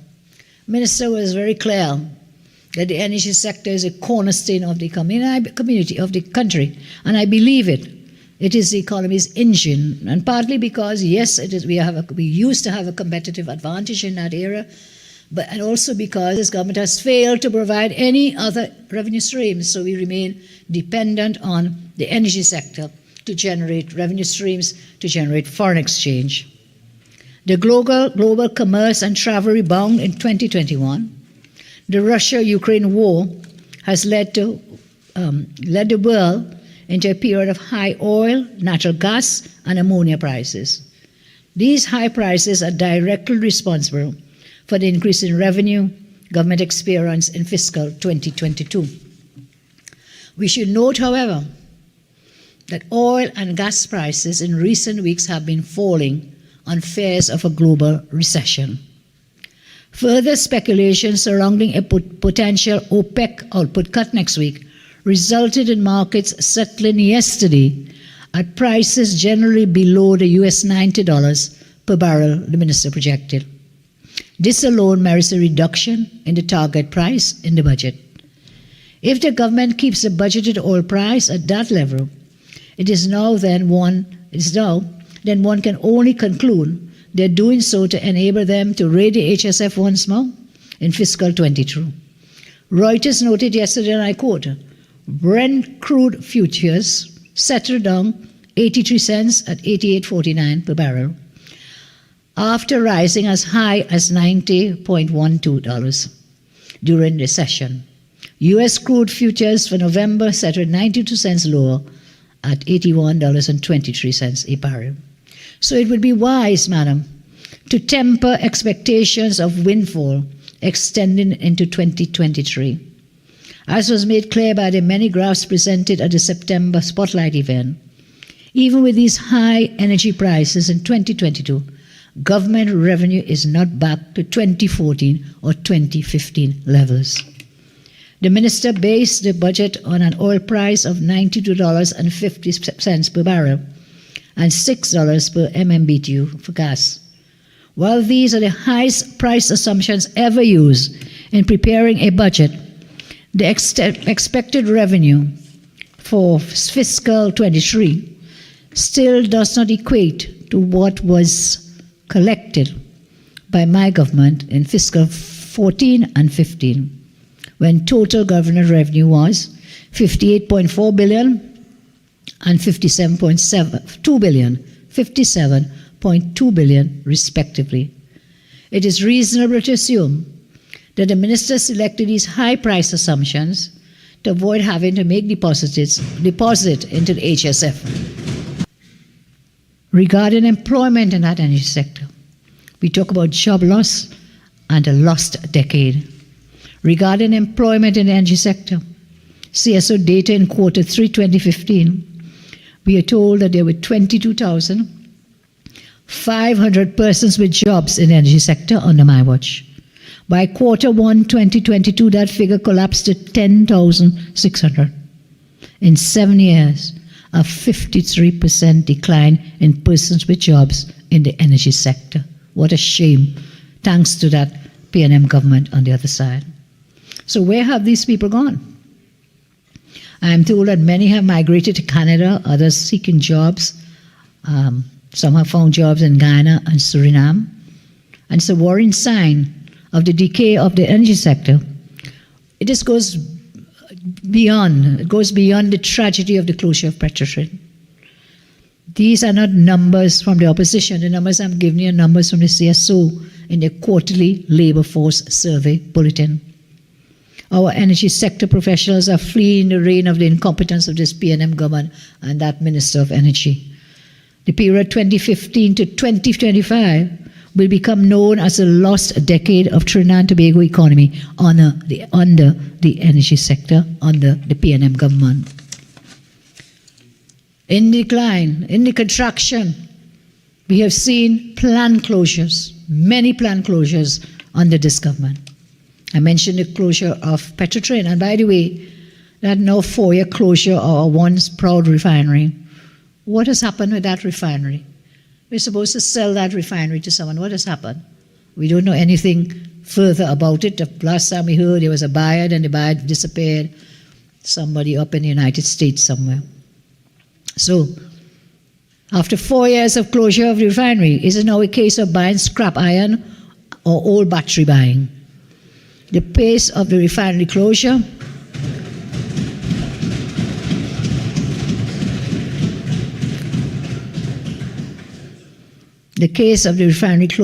must be prosecuted, and we must get to the bottom of that decision and determine who is the owner of that tragic decision.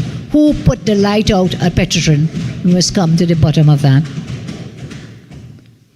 Today, in a world of great supply chain uncertainty, we have to import gasoline, diesel, and jet fuels. And so that's the closure from Petrotrin. We also had the closure of the Mittal Steel Complex in 2016. That was the first industrial sin of this government. Then there was the closure of Proman M1 plant in 2017. Then there was the closure of Yara ammonia plant in 2019. The closure of the Titan methanol plant in 2020. And now infamous closure of Train 1 in 2020. Plant closures, shame, incompetence of the P&M government.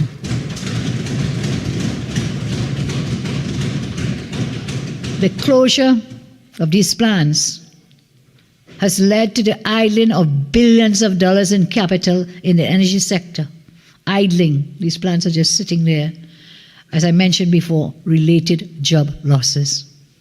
The mother of all ironies is a Minister of Energy appearing on CNN's Quest Means Business. Quest means business. And boasted that we will ramp up natural gas production to meet a shortfall created by the Russian-Ukraine war. Wow. We reach, as they say, Trini reach.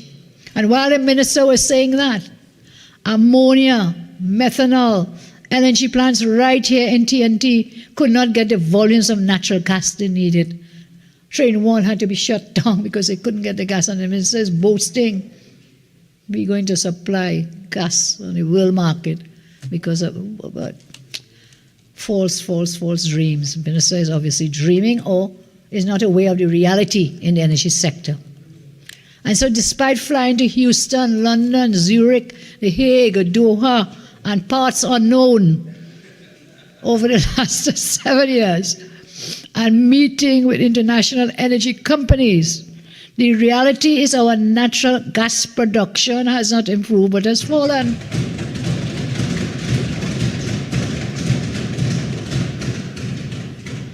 The situation would have been much worse had it not been for the natural gas projects I mentioned before that were initiated under the government I led. It would have been much worse.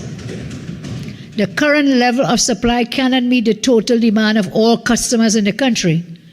And it is for that reason we have had planned closures, understand it? It's not because anybody is wicked or bad mind or anything. It is because your policies and your projects and your programs have all failed to keep the energy sector going. You have failed. Just last week, Ferticon, an international ammonia publication by IHS Markit, reported, and I quote, "The supply of natural gas to industrial consumers in Trinidad is curtailed currently reportedly by around 25%. Curtail, you know what I mean? Cut down. The impact on ammonia output isn't crystal clear, though operations and nutrient plants at Point Lisas are said to have been up and down." Mister, where are you getting this gas? Where are you getting these energy products to sell on the world market? Were you truthful when you spoke to that CNN people on that program? Because you have not the capacity, nor the ability, nor the competence to do so.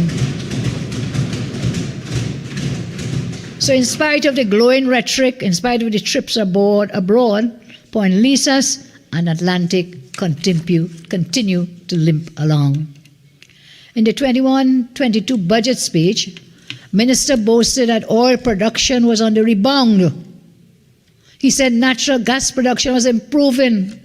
He said and I quote, natural gas production would rise to 3.37 billion standard cubic feet in 2022. Nothing is further from the truth, nothing. He then said it would stabilize at 3.60 billion standard cubic feet. All of this is just pie in the sky wishful thinking. The minister comes in 2022, he gives a conservative forecast for 23 of 3 billion cubic feet per day. And given his well-established track record of wrongly forecasting natural gas production, one could assume those numbers he's given are also on the thread. But the unfortunate reality is totally different from the fanciful imaginations of the government. The unfortunate reality is that this government has facilitated the decline of natural gas production. And you know why? Because they reversed the suite of incentives that had been put in place by my government. That's what happened. They reversed it and had no idea what to do except to tinker, as I say, here and there. The PNM is now in its 8th year of government and must take the blame for the condition of the energy sector, especially the unacceptable levels of natural gas production. They must take the blame. 7 years going 8 down. Stop blaming Kamala, stop blaming Ukraine and Russia. Blame yourselves for your failure to manage the sector. Last year, the minister said oil and condensate production would increase to 86,000 barrels per day in 2022. Another untruth. I know I can't say lie, but this is another untruth. Did not increase. For the first 8 months of 22, oil and condensate production averaged 59,000 barrels per day. What did the minister say? 86,000 barrels. Average, 59,000. What a big difference. Yet again, the minister is wrong. Last year, the minister bet heavily on the Woodside BHP Ruby project, but that project disappointed greatly, so he didn't get the gas from there. Broken promises on fiscal reform. So what is the problem? Why do we continue to have falling oil production and falling gas production in Trinidad and Tobago? I wonder if those on the other side remember and therefore should hang their heads in shame that we were so blessed in this country to have one of the oldest oil industries in the world, over 100 years old, and you put the light out on that industry. You have decimated the energy sector. You have placed the entire nation at risk because you don't seem to have an idea or a clue of what to do.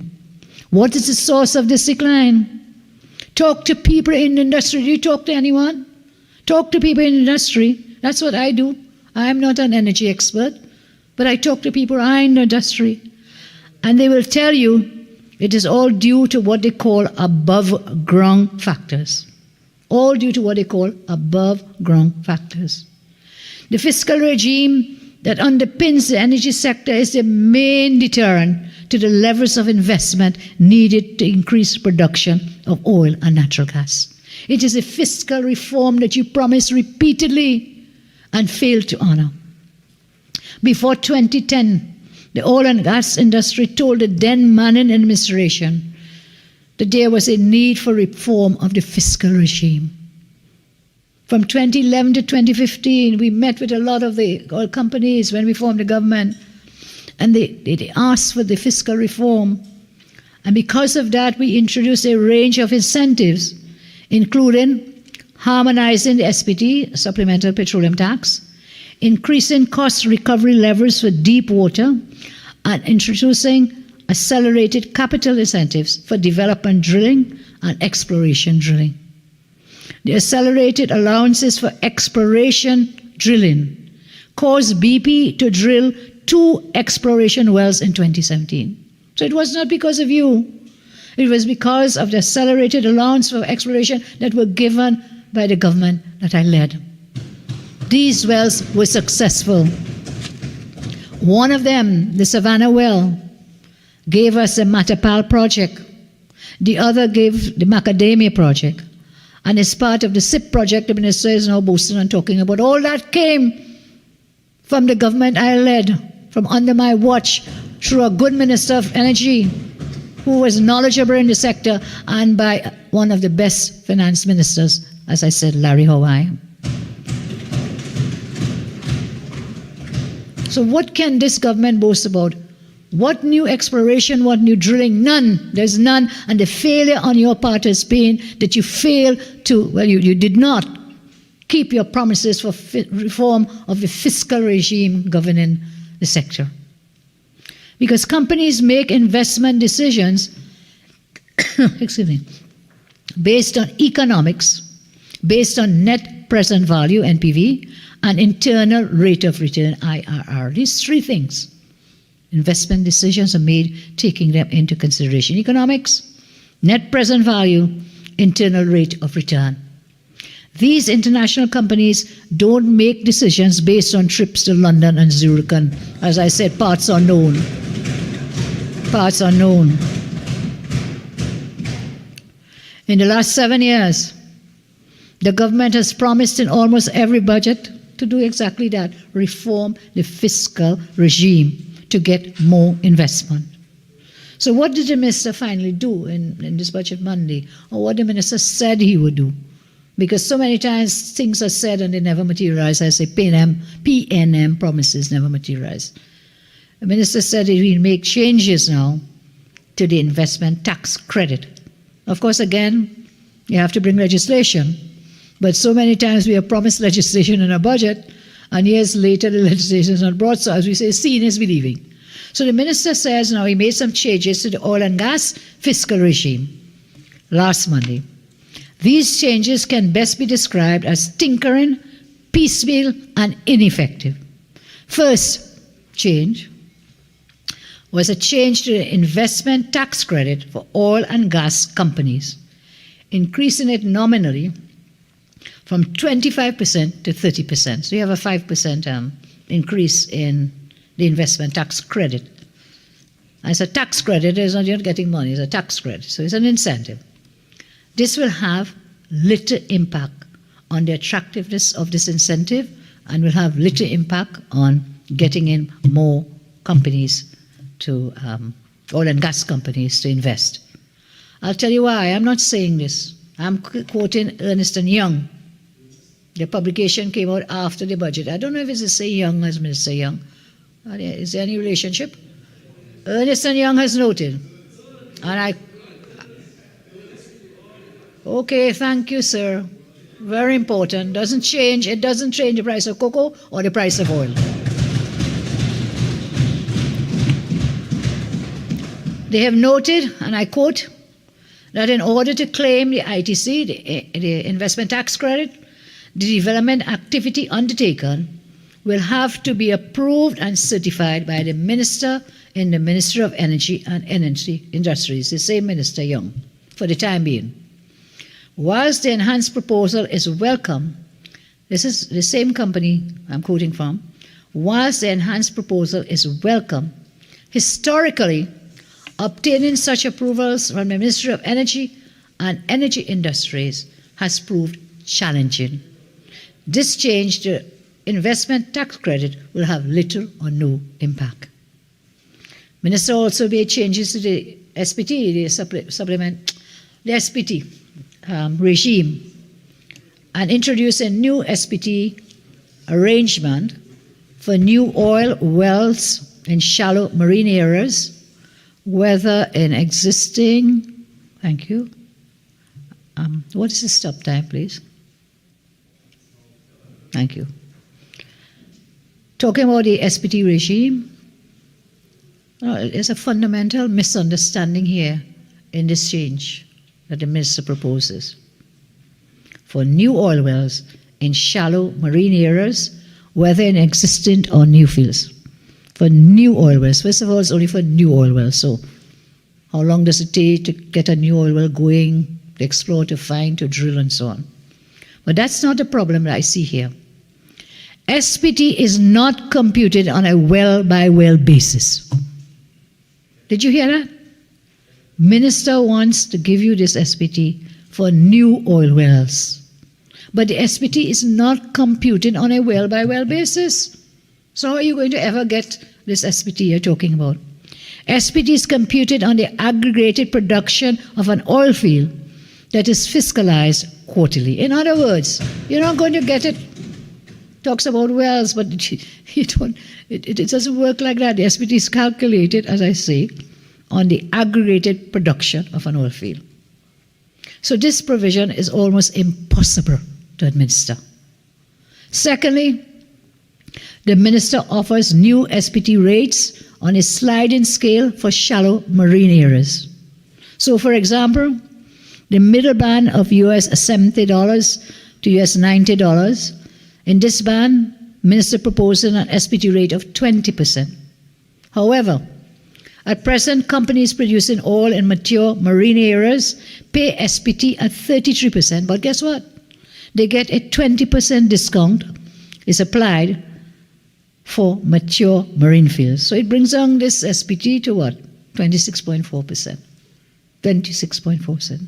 So the benefit to companies from this new incentive is only 6.4%, even though the minister is saying that he is going to give an SPT rate of 20%.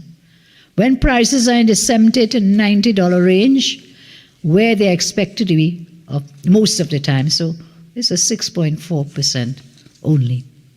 Therefore, this change to SPT regime will have little or no impact.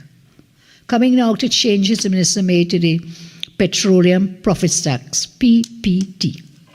With regard to changes in the PPT for deep water, this too is ineffective. This provision will only apply to companies holding exploration and production license. It will have no impact on those holding production sharing contracts. The majority of deep water acreage, I'm told, is under the production sharing regime. So, Minister, it's spinning top in mud. The way of production sharing contracts work, the way they work, the Minister of Energy pays the tax liability of the operator out of his share of petroleum profit. So changes in the PPT really have little impact, and therefore this change is moot. The point has been further confirmed by Ernst & Young in the 2022-2023 budget commentary, and I quote, they say, only companies engaged in petroleum operations under an exploration and production license will benefit, as production sharing contracts typically include a tax indemnity, whereby the taxes of the energy company are paid out of the minister's share of production. Therefore, this change to the PPT regime will have little or no impact. Again, the proof of the pudding is in the eating. Let us see if these incentives will impact in 2 or 3 years. Indeed, what they have done before 2022 to reverse the significant incentives introduced from 2011 to 15, and what they did was introduce a one-size-fits-all royalty in 2017. That has collapsed drilling and production, and the data bears this truth out. Here's the data. In 2015, the country recorded 2,859 rig days. In 2021, there were just 1,161 rig days. That is a massive 59% decline in drilling, which has ramifications for the oil and gas industry and the maritime services sector in Chaguaramas and Libri. That decline in drilling is the main factor behind the fall in natural gas production by 32% in the same period. That fall in natural gas production caused plant closures, as I mentioned, including the closure of Train 1, for which 10% shareholder NGC, remember that? They blew away $250 million on maintenance when the major shareholders, BP and Shell, opted out of that Train 1. So the fall in oil and natural gas production has everything to do with the incentive structure industry, and the minister has failed spectacularly in that regard.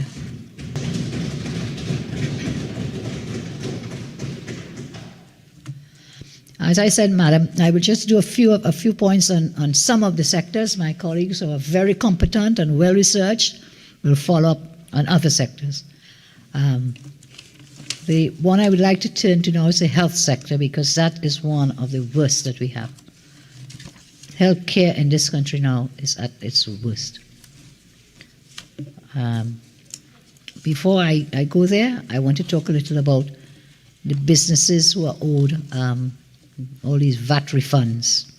So, millions.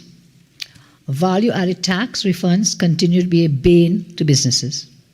Despite government claims, there are still large sums outstanding, negatively impacting business activity. And we saw recently, following the budget presentation, business leader Arthur Lockjack, chairman of ABL, they have 6 factories in Trinidad and Tobago, is reported to have stated the main thing has been the VAT refunds, because when we go into the export market, we are paying VAT and we need to get those refunds back. Lockjack lamented that this withholding of their VAT refunds was a tremendous blow on their cash. However, the minister failed to deal with the government holding on to people's VAT refunds. When speaking at page 31 of his statement, the minister talked about the size of the fiscal deficit, and he stated, by way of example, we were able to pay out $4 billion in VAT refunds in 2022, significantly more than planned. So business owners could be pardoned if they got the impression the minister would have preferred to keep the money, not pay the VAT refunds at their expense, merely to give the appearance of a smaller fiscal deficit. I have repeatedly warned government against using private sector VAT refunds as an interest-free loan. In our consultations, we met and engaged with several stakeholders from business chambers. One such chamber proposed that as a solution for VAT refunds, the government should allow companies to net off the VAT refunds with taxes to prevent them from encountering cash flow challenges. The minister spoke of the amount of VAT refunds being paid, 4 billion, but that is beside the point. The question is just how much, what is the quantum, how many more millions are owed to businesses? Why does the government refuse to give the people their money, give them back their own money? It's their money. They need their money to recover and to grow. What is required of this government is a consistent, reliable process whereby businesses can receive their VAT refunds on time. This is no science for any willing government. And in fact, for this government, with their agenda, yet unable to ensure refunds are paid on time, is a clear indication of their priorities being misplaced. I want to commit today that the UNC government will immediately ensure the full resourcing of the office responsible for VAT collection and processing to eliminate the long wait for refunds which stifle business confidence and compliance. Further, a UNC government will introduce a system which allows businesses to discount the value of VAT up to the value of outstanding refunds from the government with appropriate approvals. This will rapidly clear up the backlog of outstanding VAT refunds while introducing a more efficient VAT processing system.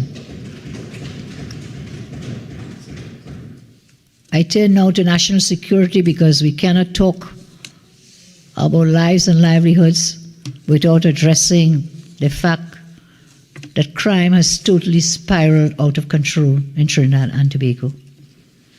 We see approximately 3,434 persons have been murdered since the PNM assumed office. To date, the murder toll stands at over 442. Daylight killings and drive-by shootings using high-powered weapons are now the norm. During our consultations at Sama, we heard from Mr. Ramchandra Timal, president of the Arangwes Taxi Drivers Association, about taxi drivers being robbed, one person being murdered in broad daylight. Ms. Noreen John, a small business owner from Port of Spain, told us about how she was robbed, her home invaded, and to this day, justice was not served. In every single one of our consultations, the issue of crime, spiraling crime, was raised numerous times. Prime Minister, something has to happen. Something has to give. But in this budget, there was nothing that gave us hope that you have any plans or programs or policies to deal with the spiraling crime. What I can tell you is that your biggest mistake was when you caused Gary Griffith not to be appointed as Commissioner of Police. That's one of your biggest mistakes. I hold no grief for Captain Gary Griffith, but at least when he was there, your crime numbers were going down. And I worked with him, we worked with him, and under my watch, we brought serious crimes down to the lowest in decades by 2014. We slashed them by 2015 by 50% compared to 2009. By 2015, we saw the lowest number of serious crimes reported in this country since 1984. The current situation is critical. It requires urgent attention by government. We expected, as I say, for the budget to bring some hope for citizens, really suffering with the scourge of crime. I turn now just briefly on public utilities, because this is an area where there's a lot of buzz and buzzwords taking place and a lot of concern. The minister has essentially said to the country that the funding needed to invest in upgrading the utility sector can only be achieved by raising water and electricity rates. There has been no capital investment in the public utility sector by this government over the past 7 years. Today, they will have you believe that they have the panacea to the problems in public utilities. Instead of investing the patrimony of oil and gas dollars in infrastructure of our country, the taxpayer is now being told to carry the burden of the cost by paying higher rates for water that many of them do not receive, and for an electricity supply many of them cannot depend upon. This plan is a policy document formulated by the government to be sent to the RIC to make a case for increases in water rates. So even though the government denies it, that is your document that you're going to send the plan to the RIC to make a case to increase water rates. What is contained in that document is not surprising at all, but is something government has denied over and over again. On page 53 of that plan is the government's commitment to the RIC. On page 53 of that strategic plan is the government's commitment to the RIC to send home, fire, and put on the breadline, sack, axe, however you want to put it, 2,500 employees of WASA. The joblessness is already so high, and the government is hell-bent, it seems, on creating more joblessness, more unemployment in this country. That is the bottom line of that document as an aim of WASA to reduce the headcount and personnel costs. As I say, more unemployment and more hardships. Madam Speaker, I turn now to infrastructure. Again, in our budget consultations, this was an area that was most bemoaned and complained and lamented about. That issue was one that almost every citizen can agree upon, and that is we have some of the worst roads in the world, worst roads in the world. This was another central point raised by citizens at our consultations. I shall go on as Mr. Kenny McIntyre. He lamented the deplorable condition of our roads. He said that citizens are now purchasing materials and repairing roads on their own due to neglect by the government and no money being given to regional corporations. Now we get to this new state company. This new company will fix all the potholes and repair all the roads. Well, we wait to see that. In terms of real issues affecting daily commuters, nothing for them. $200 million to set up a new state company for P&M and their friends and family and financiers support board members. On any given day, hundreds of thousands of citizens travel on the northbound lane of the Uriah Butler Highway, Sir Solomon Hocher Highway, and at the same time the Churchill-Roosevelt Highway. Almost 6 hours a day, citizens have to spend sitting down in traffic. How productive do you expect these people to be after they reach to work? They are miserable. They hate everything after suffering in that traffic. So why wasn't there any allocation made in this budget to address that problem? Is the only solution what the Prime Minister said? The Prime Minister talked about work from home and then changed his whole mind about it. He talked about some time ago. Now he's talking about saying, save fuel by not getting caught in traffic and choose a different time to avoid traffic. So how can you do that? How can you do that when you force people back to work into the same routine after you promised a work from home policy and then said, no, cannot happen. In your 2020 manifesto, you promised a work from home policy. P&M promises never materialize. Education, a very important sector. The true wealth of our nation is not in oil and gas, it is in people. And so the issue of sending our children to school was another key takeaway from our consultations. We heard Ms. Gillian Ramsaran from Pashe speak about how the struggle to send children to school is now overbearing. Maria Pear from Tabaki told us how expensive it is now to pay for transport to send children to school, $50 per day. In Bish, Whitney Pacheco questioned if the ICT access centers will be reopened because children do not have access to the technology. That is what our government aimed to do, give our children access to the world at their fingertips with our laptop program. Now that the visionless PNM has dismantled the laptop program, they cannot even ensure properly functioning ICT centers. Prime Minister, I say again, something has to happen. Poor people have feelings too. The SEA and CSEC level results show students could not cope with the changes of the pandemic.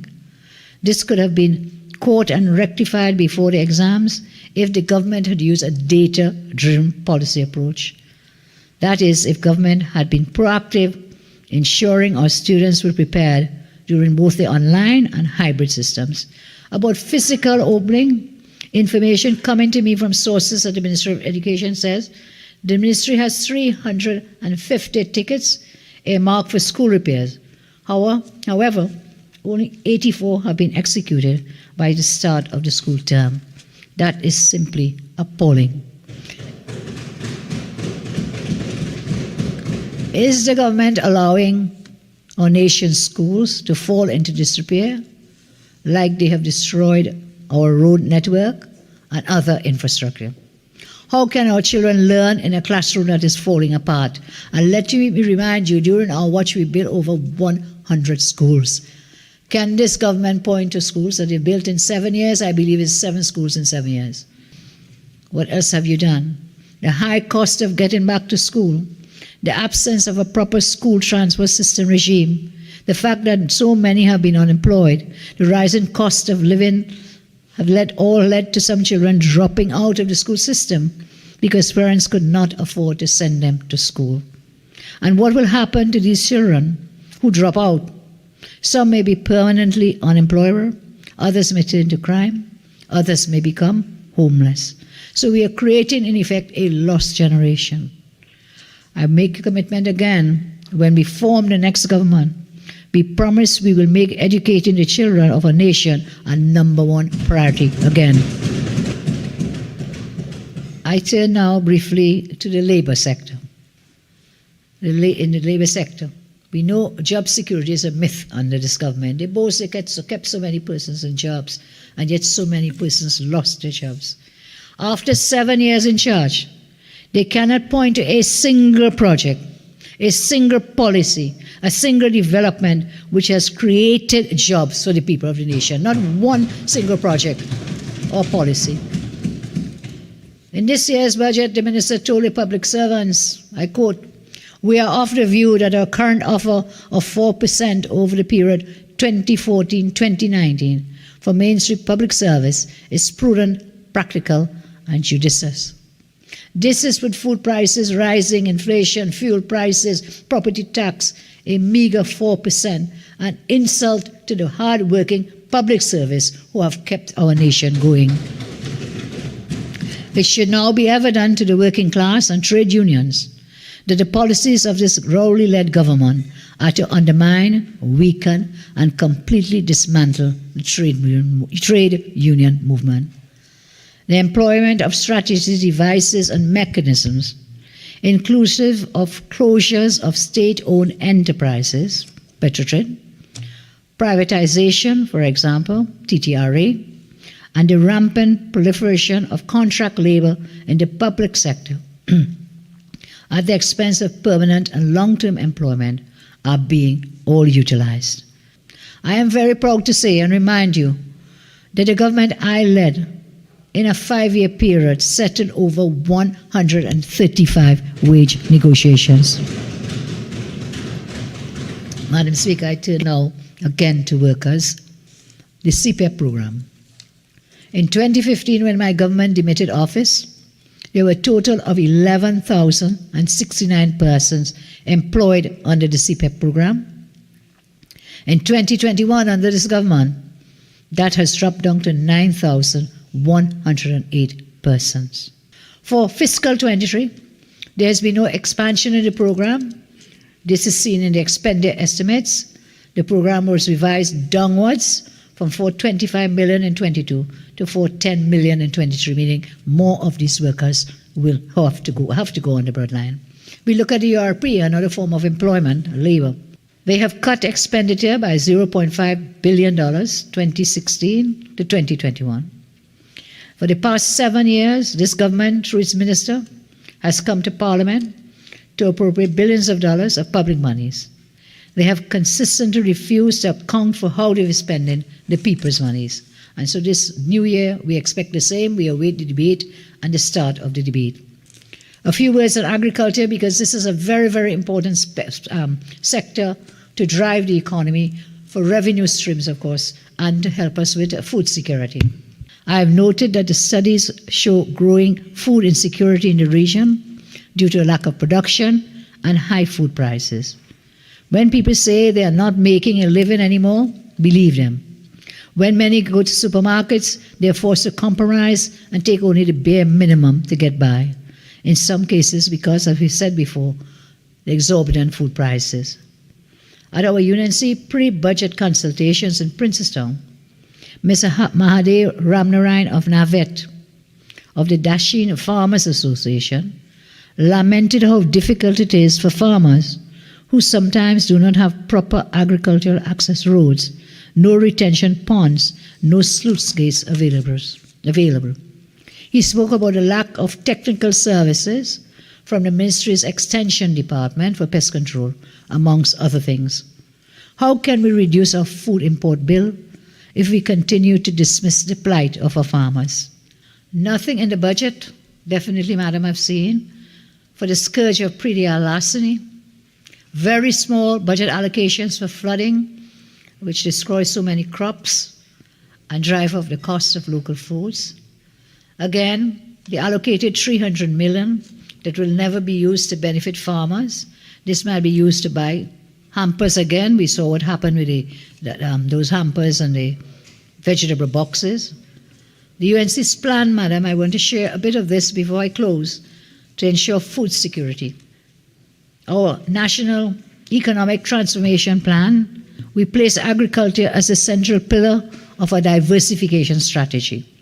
This would lead to massive job creation and help us reestablish food security with proposed initiatives such as creating agricultural parks with all necessary infrastructure and focusing on local crops, organic superfoods, and non-traditional export crops. Indeed, our plan includes implementing an agriculture insurance protection system to protect farmers from losses incurred through flooding, drought, pest and disease, and predial larceny, fire, and business interruption. We propose investing in R&D, research and development, and encouraging innovation in agricultural practices, processes, technology, and commercialization of new products.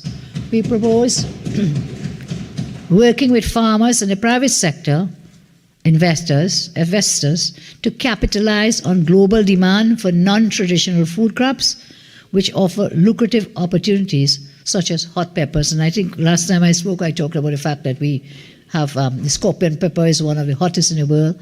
I spoke about the fact that peppers, any peppers that you can grow, can be easily exported. So that's why I talk about this could be a revenue earner, forex earner, job creation, as well as help us with food security. We propose inviting private investors to establish an agro-processing complex to process the supply from agricultural parks. This will be created through the lease of about 25,000 acres of former carry lands to registered farmers and private investors. There must be a focus on policies that will spur economic growth. Our nation desperately needs innovative solutions in this crisis. I must say a word about Tobago, Madam. I would like to. Not I must, I would like to. The Minister acknowledged that the change in admin in Tobago was a good thing for the development of the island, when he stated, and I quote, "Madam Speaker, I am in broad agreement with the socio-economic agenda advanced by the new administration by the THC in its June 2022 budget statement for fiscal 2023. The Minister continued, "The policies programs, and activities that have been announced, if implemented properly, will improve the economic well-being and quality of life of the people of Tobago. We anticipate the creation of more jobs in the private sector, as well as the maintenance or preservation of existing businesses and the generation of new ones. End of quote. Madam Speaker, it seems to me that even the PNM seems to be happy that the PNM lost the elections in Tobago. The Minister acknowledged the lockdown measures and closure of the economy would have devastated the tourism industry on the island, and there would be the need to kickstart. Tobagonians are not coming to Trinidad to go to Maracas Beach and rest and relax. They are coming here because there are services and goods which are not provided in Tobago. Notwithstanding the THA's best efforts, they are not in control of the air bridge and the sea bridge. These are controlled by central government. And we have to wonder that this price increase now, whether they're trying to punish Tobago because of their loss in the elections. There have been recent complaints about the number of flights on the air bridge. Citizens have been clamoring for government to increase flights to ensure those who wish to travel to Tobago will have access to the opportunity. The solution this government presented, as I said, was to raise the price, to reduce the demand, without resourcing Caribbean Airlines to be able to increase flights to Tobago. The increase in fares goes against the tourism agenda in Tobago, because a large segment of travelers to Tobago are domestic tourists from Trinidad. Maybe this difficulty to travel between the islands is what the Prime Minister meant when in the heat of the election he stated that he will never forgive Tobago if they do not vote PNM. The increased fares will not encourage persons in Trinidad to staycation in Tobago. Finally, Madam, the UNC's plan to rebuild and restore Trinidad and Tobago. There is no question, in spite of the Minister's false narrative, that we are doing reasonably well. The reality is our country's future is in peril under this government. The UNC is ready, willing, and able to steer our country into calm waters. Our track record speaks for itself. Under the government island, the economy was on a stable growth path. We had initiatives in train to increase revenue generation. And as I said, we created jobs, over 56,000 jobs. We have completed a comprehensive plan to help rebuild the economy and restore stability. The first recommendation we have is, one, reduce tax burden. Reduce the tax burden. We believe reducing the heavy tax burden on our citizens and businesses most affected by the COVID-19 pandemic will help citizens start to regain their footing. I mentioned before about the VAT regime and the fact that we will again remove basic food items from the VAT net and improve the efficiency of the tax system by strengthening the BIR, the VAT office, and customs and excise. We will also simplify the personal corporate income tax regime as well as the VAT regime.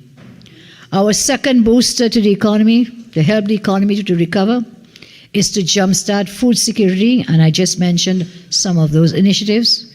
We believe there must be a jumpstart to our agriculture sector, and I gave some of the plans there, and we commit that we should spend at least 10% of the PSIP to develop the agricultural access roads, irrigation and drainage for agricultural parks. We will also incentivize the private sector to establish an agro-processing plant. There will be no wastage or dumping of produce, which is a bane for many of our farmers. The third strategy we are proposing is to restart Petrotrin to regain fuel security.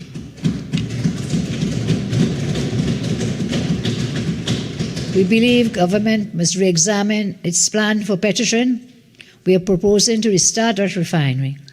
By reopening Petrotrin, we will have greater fuel security, we will save foreign exchange, we will provide meaningful jobs, and of course we will gain foreign exchange revenue and to continue to contribute to the Treasury. Our fourth proposal is for government to invest in renewable energy. Now, the government speaks of it, but it's just lip service and just it never happens. Our initiatives in renewable energy and recycling, such as the establishment of a solar energy park at Tamana, an industrial recycling park across the East-West corridor to reduce our carbon footprint while adding to environmental resiliency. Our fifth economic booster for the economy and its recovery is the creation of 3 innovative funds to mobilize financial resources. We believe the government should now adopt the approach and start the National Food Security Fund, a National Infrastructure Fund, and a National Climate Trust Funds. These funds will not raise our public debt. We recognize that the citizens of TNT are critical to achieving our goal of recovery, sustainable growth, and diversification. Our plan is built on 3 interconnected principles. Principle 1, people-centered development, getting people back to work. Most important, getting people back to work. Principle 2, pro-business, allow the private sector to drive growth and development. Principle 3 is resilience, deepen economic reforms, but with a human face. Principle 4, local content, give people a sense of ownership and independence. Principle 5, sustainability, promoting environmental stewardship. And so the UNC's National Economic Transformation Plan lays out a comprehensive suite of policy initiatives and programs to steer our economy towards a more sustainable development path. Our plan, again, is to create more jobs, to focus heavily on diversification and new business development so that people across the country will benefit. The plan has diversification and prosperity engines. With the economy in sharp decline, we must focus on new revenue generation schemes, deals and programs. We cannot continue to put all the eggs in the energy basket given the volatility of this sector. We have identified several prosperity engines to create new jobs, transform the economy, and create more revenue. 1, a Brechin-Castle agro-processing complex. 2, a sugar manufacturing facility. 3, an East-West biotechnology manufacturing corridor. 4, Sevilla Digital Innovation Park. 5, Tamana Solar Tech Renewable Energy. West Port of Spain Trini Creative Arts Street Area. East Port of Spain Steel Pan Manufacturing Facility. 8, Piarco Aircraft Maintenance Repair and Operations Hub. 9, Cedrus Moruga Southwest Peninsula Economic Zone. 10, Point Galeota Energy Logistics Hub. 11, Plymouth International Cruise Ship Complex. 12, make Tobago a duty-free zone. And the Port of Spain, port revitalization. These prosperity engines will mobilize and engage the private sector, both local and international, and their implementation will have large positive multiplier effects in kickstarting the economy. What is needed is a government and a leader who will put their shoulders to the wheel, a government that will see private sector and stakeholders as partners in the process of development. We recently marked our nation's 60th anniversary of independence, our 46th anniversary of a republic. We made significant progress on our journey, but successive PNM administrations have stymied further development. This latest PNM administration has been the worst in the history of Trinidad and Tobago.